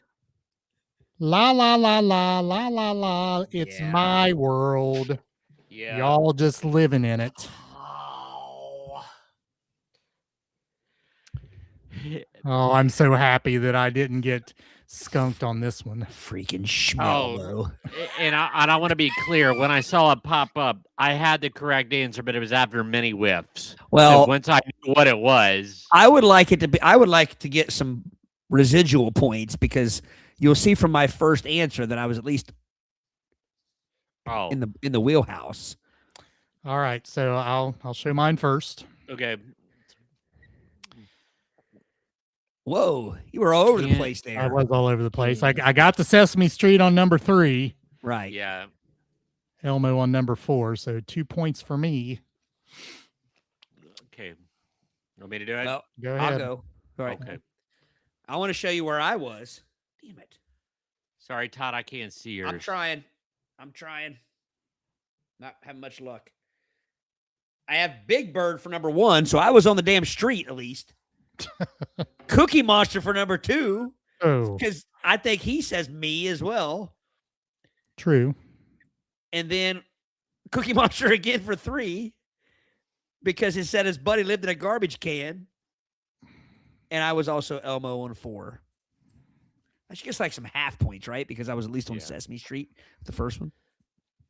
You ready for mine? Yes. All right, Brady. I started out Oliver Twist. Then I went Fat Albert. Fat Albert. Then I went Big Boyd. And then I finally got Elmo on 4. That's interesting that you both went Big Bird on 3. That is interesting. But I'm probably the only person that came up with Oliver Twist because I was good with kids, but I was from the street. I immediately went to Oliver Twist. Actually, if you look, Bill, and now I popped open the comments. Bill, his first choice was Oliver Twist. Oh, hey, good deal. You and I were both Cookie Monster on 2. So after I got Elmo down, and I knew that's when I looked up and it popped up, and all I saw was Bill Ziegler said Celia. I thought he was guessing Celia. No, it looks And like all of us got Elmo on 4. Yep. Yeah. Savannah, Bill, and Celia, but all got it on 4. It was the red. See, we all had the furry part right. Yeah. All right. So scoreboard is Okay, above I'm Todd's turning my head. comments off. There we go. Me and Todd have 5. Brady has 7. So I'll let you all pick the category. Should we go past person, present-ish person, or character? Let's do a present-ish person. We haven't done that yet. Haven't done that one yet.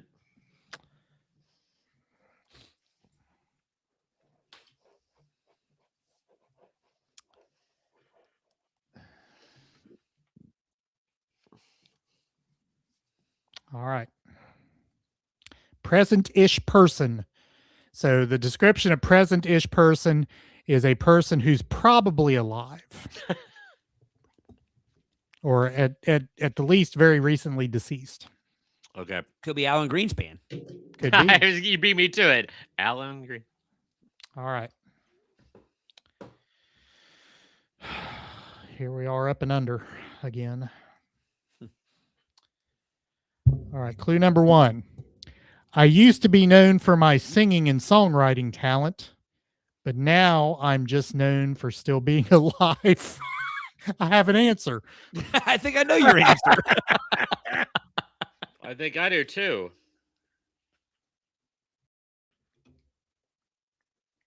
Hang on a minute.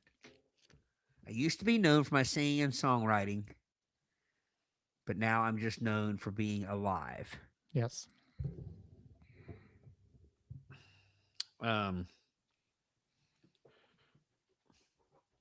Okay. All right. Clue number 2.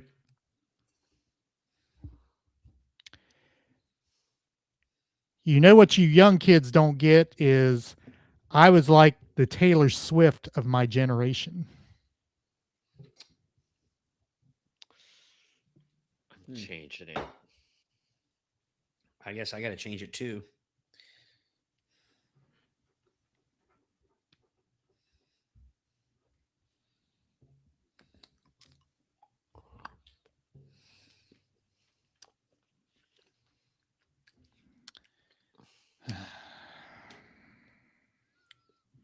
Clue number 3.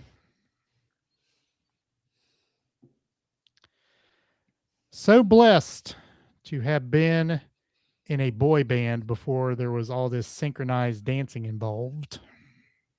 What?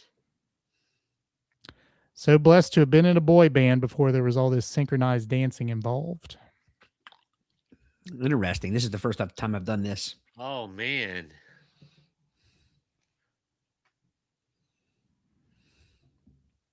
Oh, okay. No, I'm still good. I'm still good.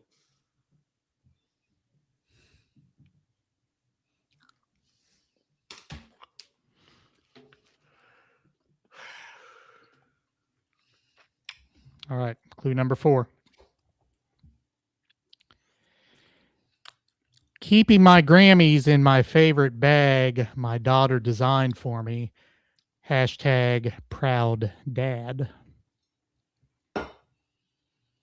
I'm sticking with it. I'm rolling. That clue did nothing for me. No. I'm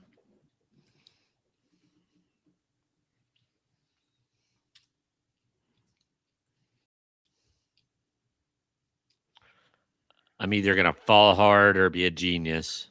Can I ask you to repeat a clue? Sure. Will you repeat the first one? I used to be known for my singing and songwriting talent, but now I'm just known for still being alive.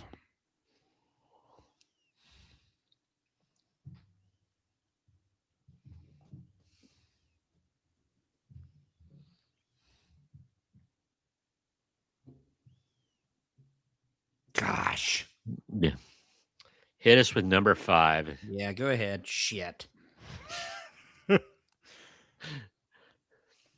I've collected many achievements over my years as a musician, but nothing tops recording a song with Rihanna. With what? Rihanna. Again, does nothing for me. Brady, you going to put Nuno Betancourt? I was thinking about it. Yeah, I'm pretty sure it's not him. All right. I'm sticking with it. I'm gonna go to the bitter end. All right. We ready? Yep. Brady, why don't you show yours first? Okay. My first one, I said Keith Richards, and then I switched it to Mick Jagger for the rest of the way. Okay. Todd? My first one, I said Willie Nelson. Okay. Good. And then I switched it in clue 2. What was clue 2 again? Clue 2 was You know what you young kids don't get is I was like the Taylor Swift of my generation. I switched it to Dolly Parton. And then on the next one, the boy band, I switched it back to Willie because he was in the Highwaymen with Waylon Jennings and Chris Christopherson and Johnny Cash. But they were old. Right, but a boy band. Hardly a boy band. Right. I figured it's tongue in cheek. And then the next one threw me with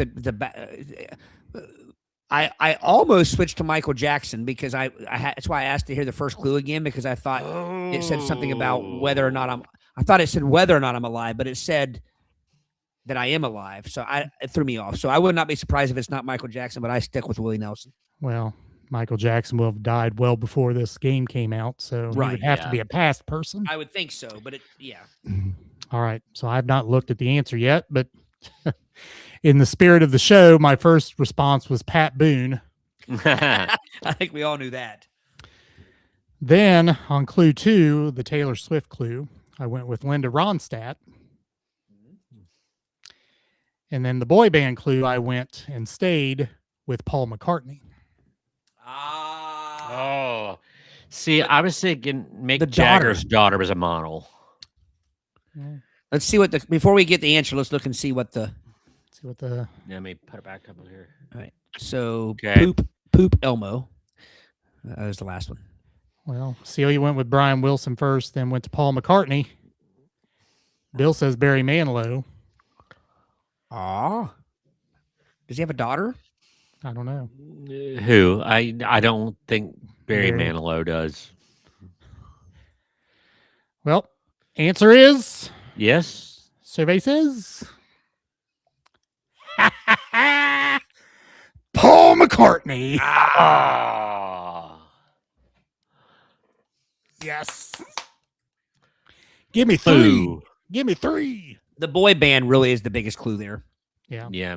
Well, the Stones were a boy band too. Not really. And nobody's surprised Paul McCartney's alive. He took care of himself, but Mick Jagger and Keith Richards, Right. I swear that Mick Jagger's daughter was like a model or something. That's why I was thinking of the bag. I never heard of Paul McCartney's daughter. Like I didn't, I just took a shot in the dark there. Yeah. Well, it's a nice shot. Yeah. That's why I say, hey man, nice shot. All right, I surge into the lead. Yeah, you surge something. The lead. All right, we're back to pastish. Okay.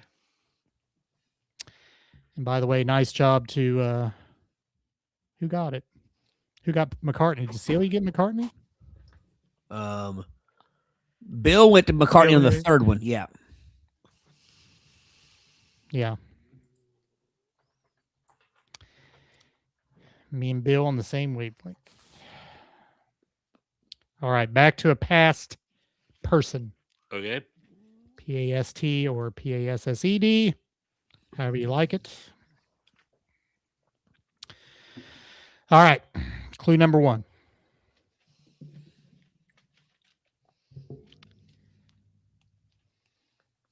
Have you guys heard of ShamWows? Yeah. These towels dry on their own.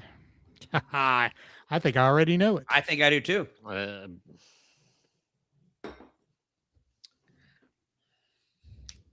I think I've used this. I've done my impersonation of this person multiple times on this podcast. All right. Clue number 2. I never carry a purse.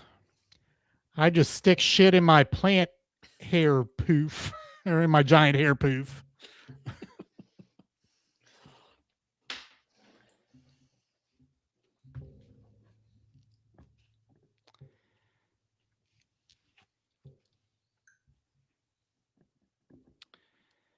All right. Clue number 3. I thought about using blue eyeliner for a while, but I'm back to black. What? Oh, I'm way off. It's making me question Yeah. The first clue hasn't. I'm a little sketchy on my guess here too, but I'm sticking with it. Could you repeat that last clue? I thought about using blue eyeliner for a while, but I'm back to black.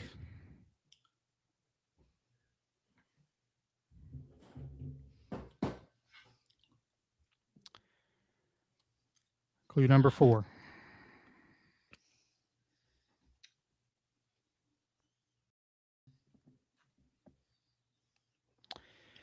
In retrospect, maybe I should have gone to rehab. Got it.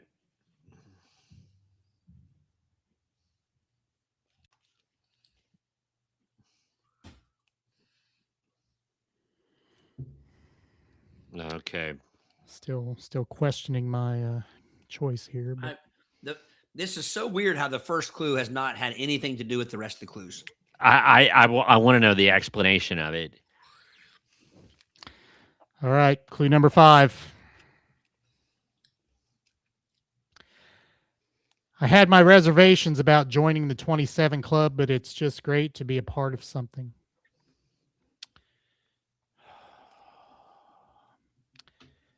I believe I've changed my guess. Yeah. I spelled it wrong, but You guys are gonna crack up at my first 2 answers. So I think Eric and I might have the same first answer. I think we may. Indeed. Todd, show yours first. Show me yours and I'll show you mine. My first one, Billy Mays here. Yes. Me too. Me Soak too. your clothes in OxyClean. Yeah. I mean, what's with the ShamWow thing? I don't know. I stayed with Billy Mays all the way to the last guess. Well, I stayed till 4. I stayed till 2. On the rehab when I picked Amy Winehouse. Amy Winehouse is where I ended up. Brady? I went Billy Mays, Cleopatra, Amy Winehouse. Cleopatra. That's all I want to do at Amy Winehouse. Just see All what right. the audience. Looking at the audience. Celia said Billy Preston. Who the hell's that? Are you sure you didn't I mean think Billy Mays? That's who she wasn't Billy. Billy Preston's a female singer, wasn't she? It was a male singer, wasn't it?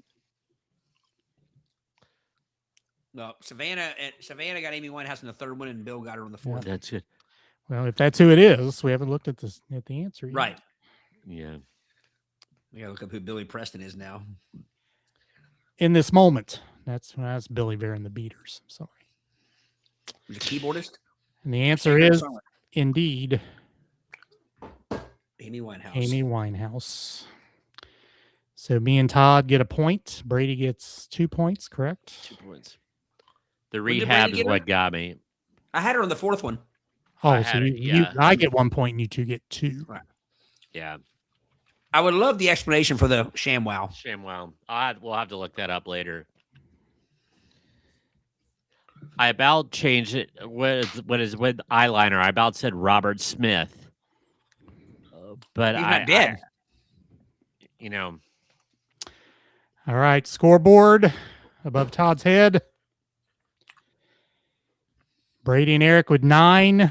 9. 9. Todd with 7. So we playing to 15. Is that what we're doing? Mm-hmm. Yeah. All right. So time for a character. Time for a character.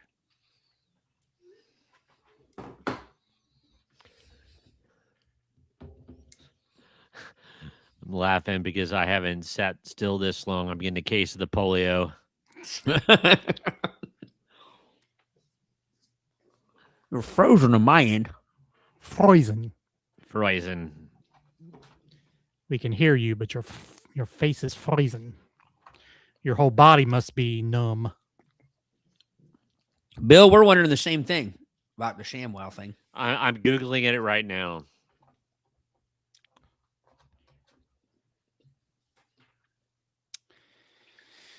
All right. Character.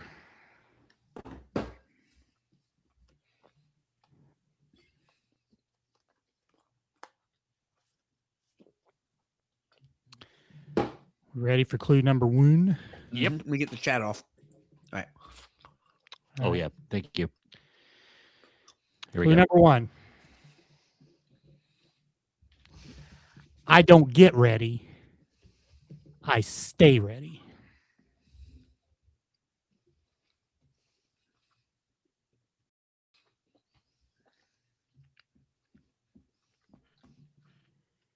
Character.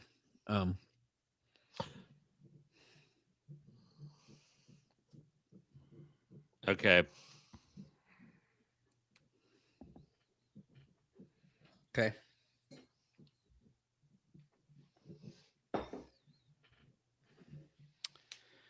Clue number 2.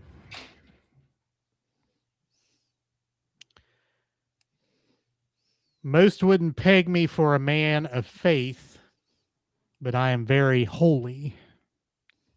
Spelled Holey.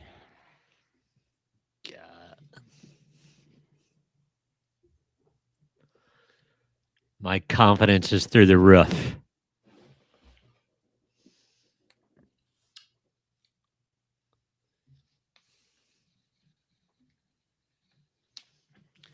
I have no freaking clue. Todd, where are you with it? I'm pretty confident on this second one. Clue number 3. Oh, my Lord. Didn't realize this game was so randy. The cane toad. Yes. Now you got to figure out how to clean it up. Pineapple makes your excretion sweet. A male excretion. Then mine will give you a cavity. Oh my God.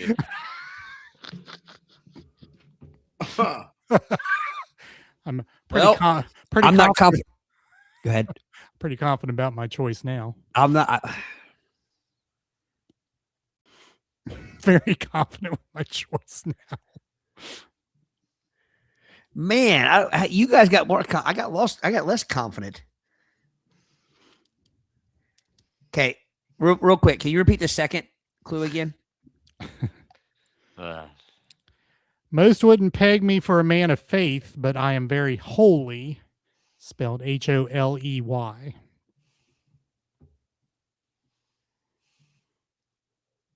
And then this third one. Okay. I'm gonna stick with it for now. All right. Number 4. I would hate to smoke with my teacher. She puff, but she never passes.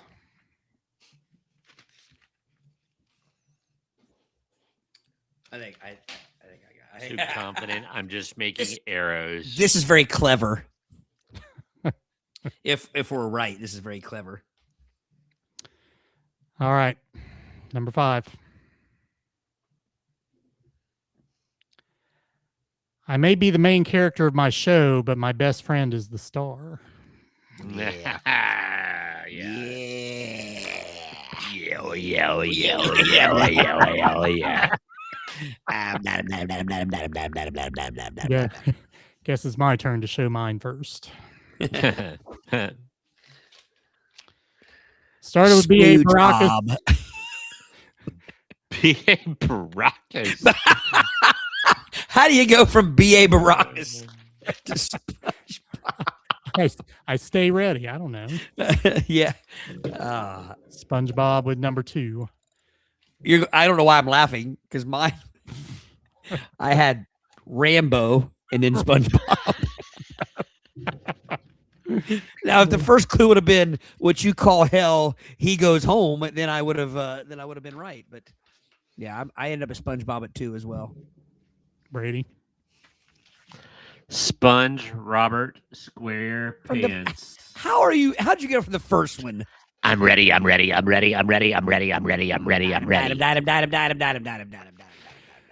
right, audience. And at first, I thought I was going to be way off. But when the second one came, the holy is like, got it. Yeah. Got it. Bill started with the Energizer Bunny. Well, I mean, makes sense. And Celia and Bill got SpongeBob on number 2, and Savannah got SpongeBob on number 3. So, Splooge Bob SquarePants. Sponge Yeah. Robert Square Pantalones. yes, there was a little bit about splooge in those clues as well. Doom, doom, doom, doom. Anybody Who lives in a today? pineapple under the sea. I kind of started second guessing until I thought of the pineapple thing. He who lives in a pineapple under the sea. Right, Brady, you're in Yeah. a barn, in the barn. I'm in the barn. Gotta update the Scarebeard. Scarebeard.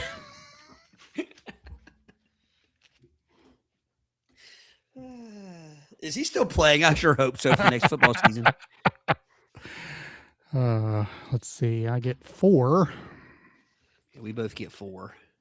You get 4. 4. 3 or 4. 5. Brady's in the barn. It's tight though. It's tight. Got to win by 2. Kyle King rule. It's Kyle King rule. Some cheap trick. All It's right, tight. so we're back to a present-ish person. Present-ish. I'm not gonna do so well in this. I can already feel it.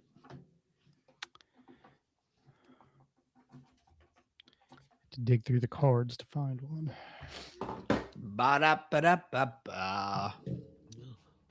Let's go out to the kitchen. Let's go out. See you, Bill. Thank you. Thank you, Bill. Is he out? Mhm.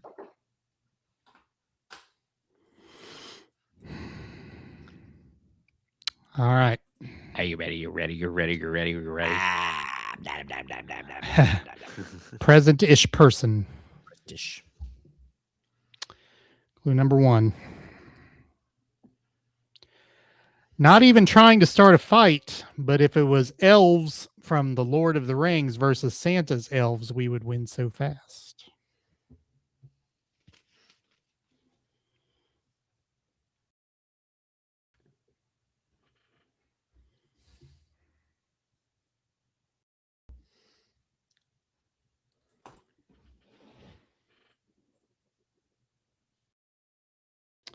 Two ways to go there.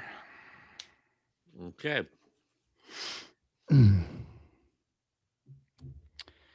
Clue number 2. I don't usually date guys out of my age range, but for Brad Pitt, I'll make an exception.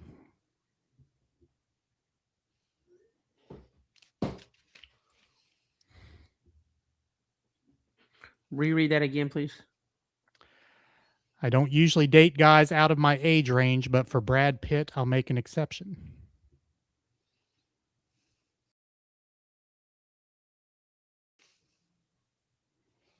Can you read the first clue again, please?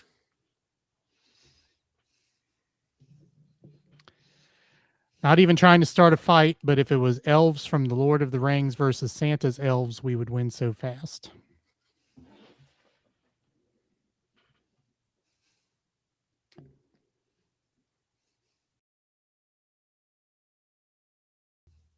Man, I got squatola. Well, I thought I had it. You know, I've when been- you think you have it on the first clue, it's never that simple. That's just it. The beauty of the game.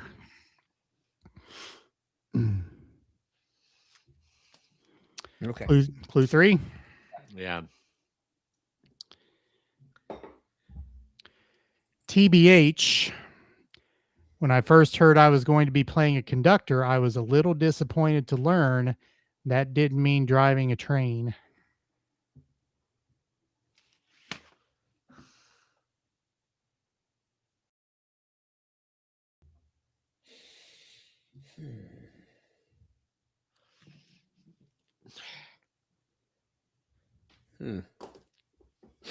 I got nothing. Clue number 4. It's a character, right? That's No, what this is. This is a present-ish person. Oh shit! You could have really laughed. I messed up the first one big time because I got did the wrong too. category. I thought it was character. Yeah. Oh crap! I get cast as a lesbian so often. BC as an Australian, I know how to go down under. It's an Australian. It's not Rick Springfield. I can't think of the name. Oh, I have 4 different answers, and all of them are equally bad. Crap! I can't think of the name. I was thinking it's South African, not. I can see the face. Oh, I could see the face on my last answer. Hang on. Don't go yet. I got to change my entire way of thinking here.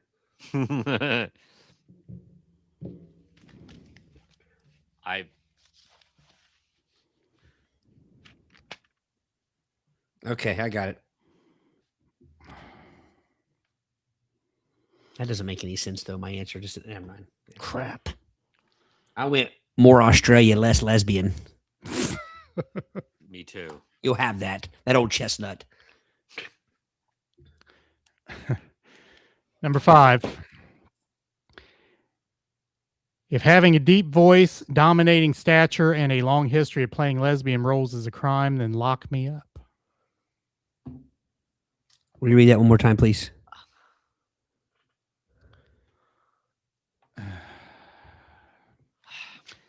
If having a deep voice, dominating stature, and a long history of playing lesbian roles is a crime, then lock me up. 2 lesbian references.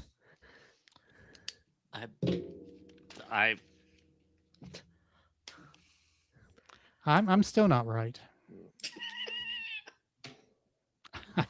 I got nothing. Is it my reveal first? I believe so, yeah. Well, my first answer is going to be comical because I was on the wrong category. Mine too. Well, My actually, first one is- I was too. So My first one was Frodo Baggins. Well, that was mine my first answer. Well, mine was Buddy the Elf. Because think about it. It says Santa would definitely win. No, it was said, thinking of it said we elves. would definitely win. Yeah. I was Didn't thinking say Lord of the Rings. Santa would. Right. It was But, Santa's elves versus Lord of the Rings elves. We would so win. so it's funny because we went 2 different sides of that. You went Lord of the Rings elves, and I went Santa's elves. Yeah. Wow. Okay. So my second answer was Angelina Jolie just because of the Brad Pitt thing, but I was like, I'm thinking of this wrong. And then for a conductor, I'm thinking of younger musicians that would be asked to conduct, and this is a stab. I said Billie Eilish, even though I knew I was way off. But my 4 and 5, I put Sydney Sweeney. Ooh. She's not Australian. No, Yes, she she's is. not. What? No. No, she's not. I thought she what? No, she's No, not. I thought she was Australian. No, I No. don't think so. Sydney Sweeney. American actress. Oh gosh! American actress. Coming American on Please me. come to me. All right. I had Buddy the Elf. Nothing for 2, nothing for 3. 4, I had Nicole Kidman, and that's where I stayed. That's who I was trying to think of. Ugh. And I wish I would have got, because I think she was with Brad Pitt too. Yeah. She was. I wish I would have gotten that. No, it's Tom Cruise. That's right. She was with Brad Pitt. She had a fling with Brad Pitt, didn't she? I think she did. But she hasn't played very many I lesbians. don't remember her playing lesbians. So mine, the aforementioned Frodo, Ah. Winona Ryder, and Brigitte Nielsen. What are you, 78? Well, younger guy, or did she say older Yeah. guys? Older or younger? She just said age difference. Yeah, and she just said Okay. age difference. Well, And I went one That would way, make and sense. Because Bridget's probably a lot older than Brad Pitt. and I think she's Swedish. Yeah. Well, see, I was thinking Charlize Theron or whatever, but she is Yeah. South She's South African. African, yeah. Oh, Celia. Celia all over the place here.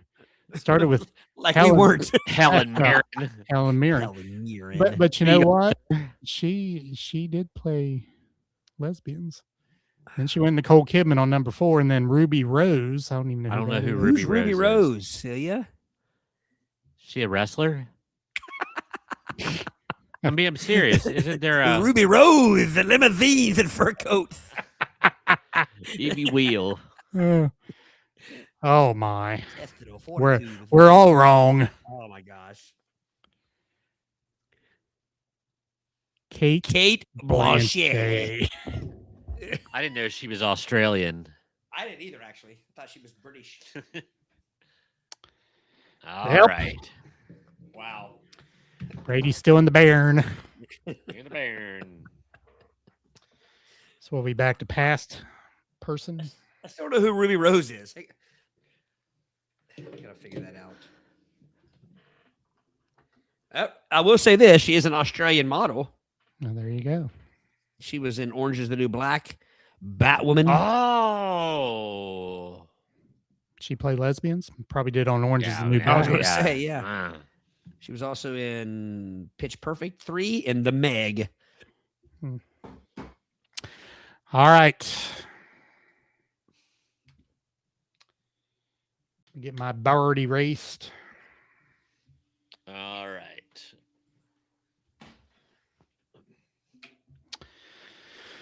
Clue number 1. By the way, this is past person. Okay. I'm a regular at the sex shop. They have the best handcuffs.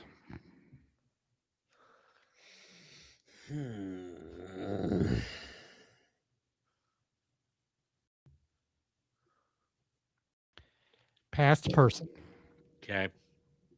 Hang on. Okay.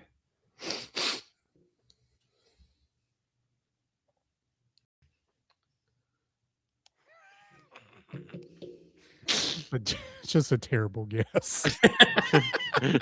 Mine's not great. I can't brag about mine either. All right, number 2. Matter of fact, my guess is so terrible, I'm not even sure if it's a past person. Oh, shit.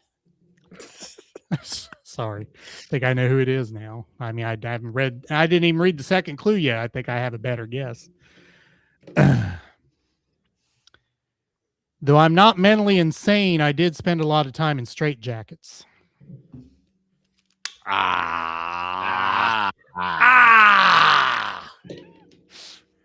I'm feeling pretty good now. Hang on. I thought I was way off, but now I feel good. Damn it. Oh my goodness. Now you don't Did know you the just name, spell do it? you? No, I do. But I know. I just. Then why the consternation if you know 'cause the name? I mean, I know who it. I just don't remember the name. Oh, you but I don't know- the name. Oh, I got it. I got it. And like I said, it came right to me even before I read the clue. Yeah. Did you get it on number 1, Brady? What? Better not have. Did you get it on number 1? I might have. At first, I thought it was terrible, but then I think I did. Clue number 3. I'm so pissed I died before they would have invented escape rooms. I would have loved that shit. Yep. Yeah. Brady. Bullshit. No way. That's like the third time he's got it on the first one. Oh, you no, don't I have- did. Yeah. That's what I said. It's like the Sponge third rock. time you've done that. That's inhuman. Like a shark. Like a Like shark. shark. Jerk. Clue number 4. At restaurants, I like to eat and then do one of my famous disappearing acts before they can drop the bill. I call it dinner and a show. I don't know about that one, but I'm not changing. Yeah, I'm not either. Number 5.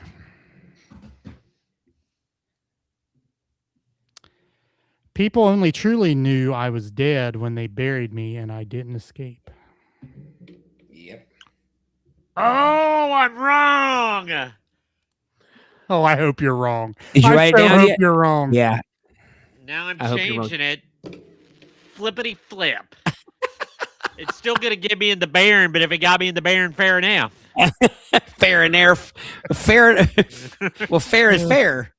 And live and where. All All right. Did you write it down yet? Yeah. All right. So we can now reveal that Yeah. the freaks come out at night. The freaks come out at night. The freaks come out at night. That's The spelled freaks come out W-H. at night. You didn't spell it like that, did you? W-H-O. The freaks come out. All right. So Celia had Houdini on number 3, and Savannah had Houdini on number 4. I had Houdini Todd? on number 2. As did I, Oh. after my Doc Knotts guess.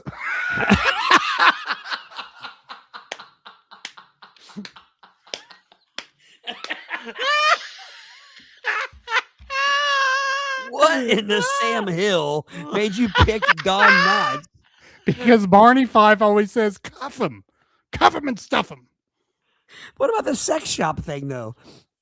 Well, it's maybe got he nothing had a to do dark with that. side. It's got nothing to do with that. I picked Ooh, Jack the Ange. Ripper. Ooh, Andy. I picked Jack the Ripper on the first one. Brady, who'd you pick on the first one? Who'd you pick on 1 through 4?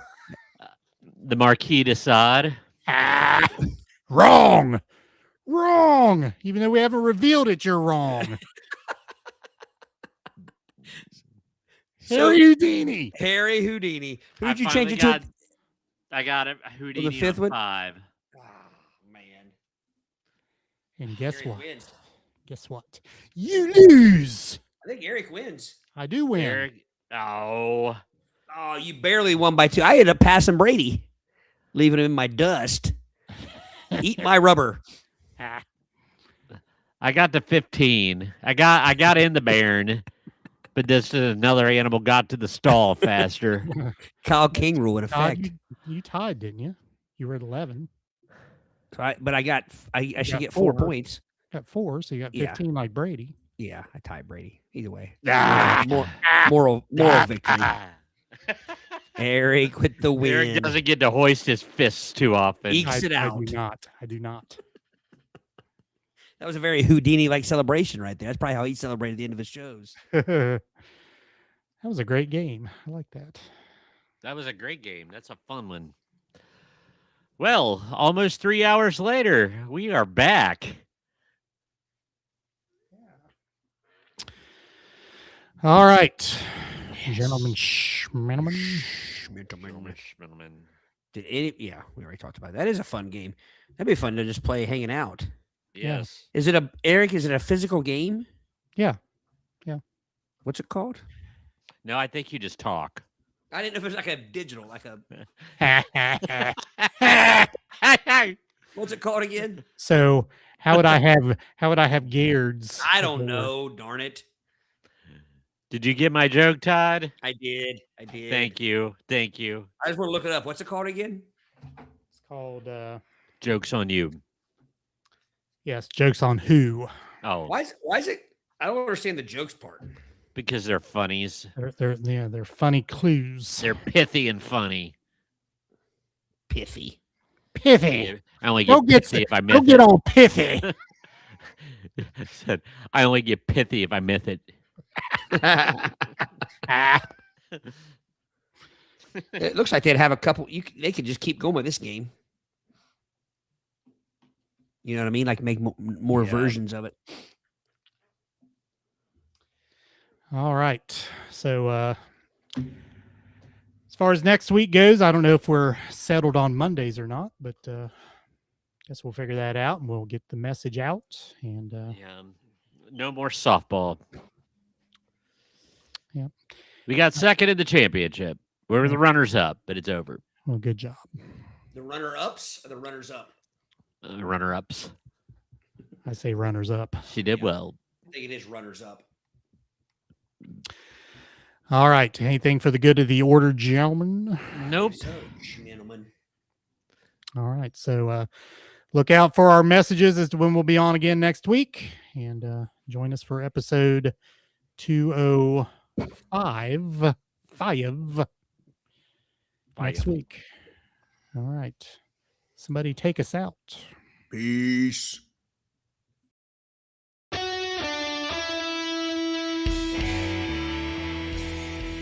Thanks for listening to the Play It By Ear podcast. You can follow us on Facebook, Twitter at Play It By Ear Pod 2, and our website at anchor.fm/Play It By Ear podcast. Thanks again, and join us next time as we play it by ear.